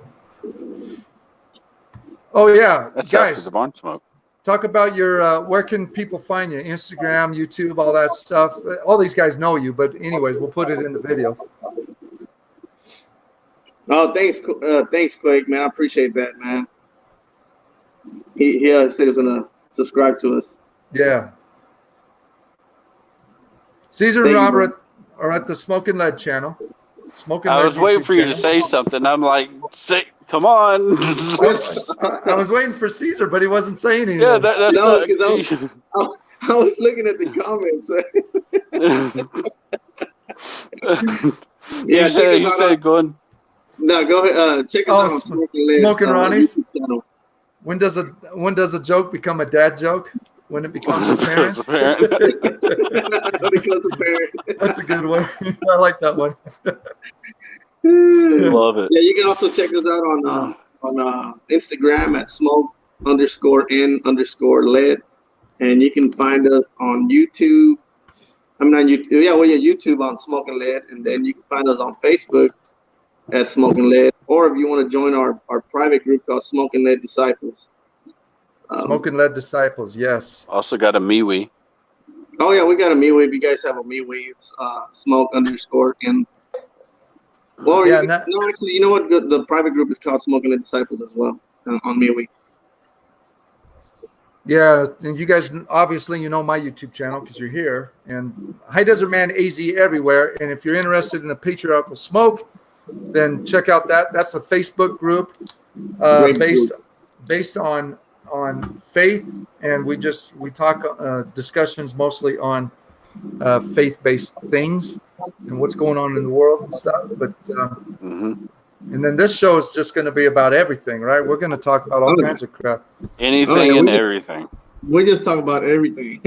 Like Mike on Twitch Mike too. said, Yeah, Twitch. Yeah, we go live on Twitch when we're doing a review on a cigar, and we'll be on there for a good while. It'll be like a 2-3 hour live stream where we're doing the review.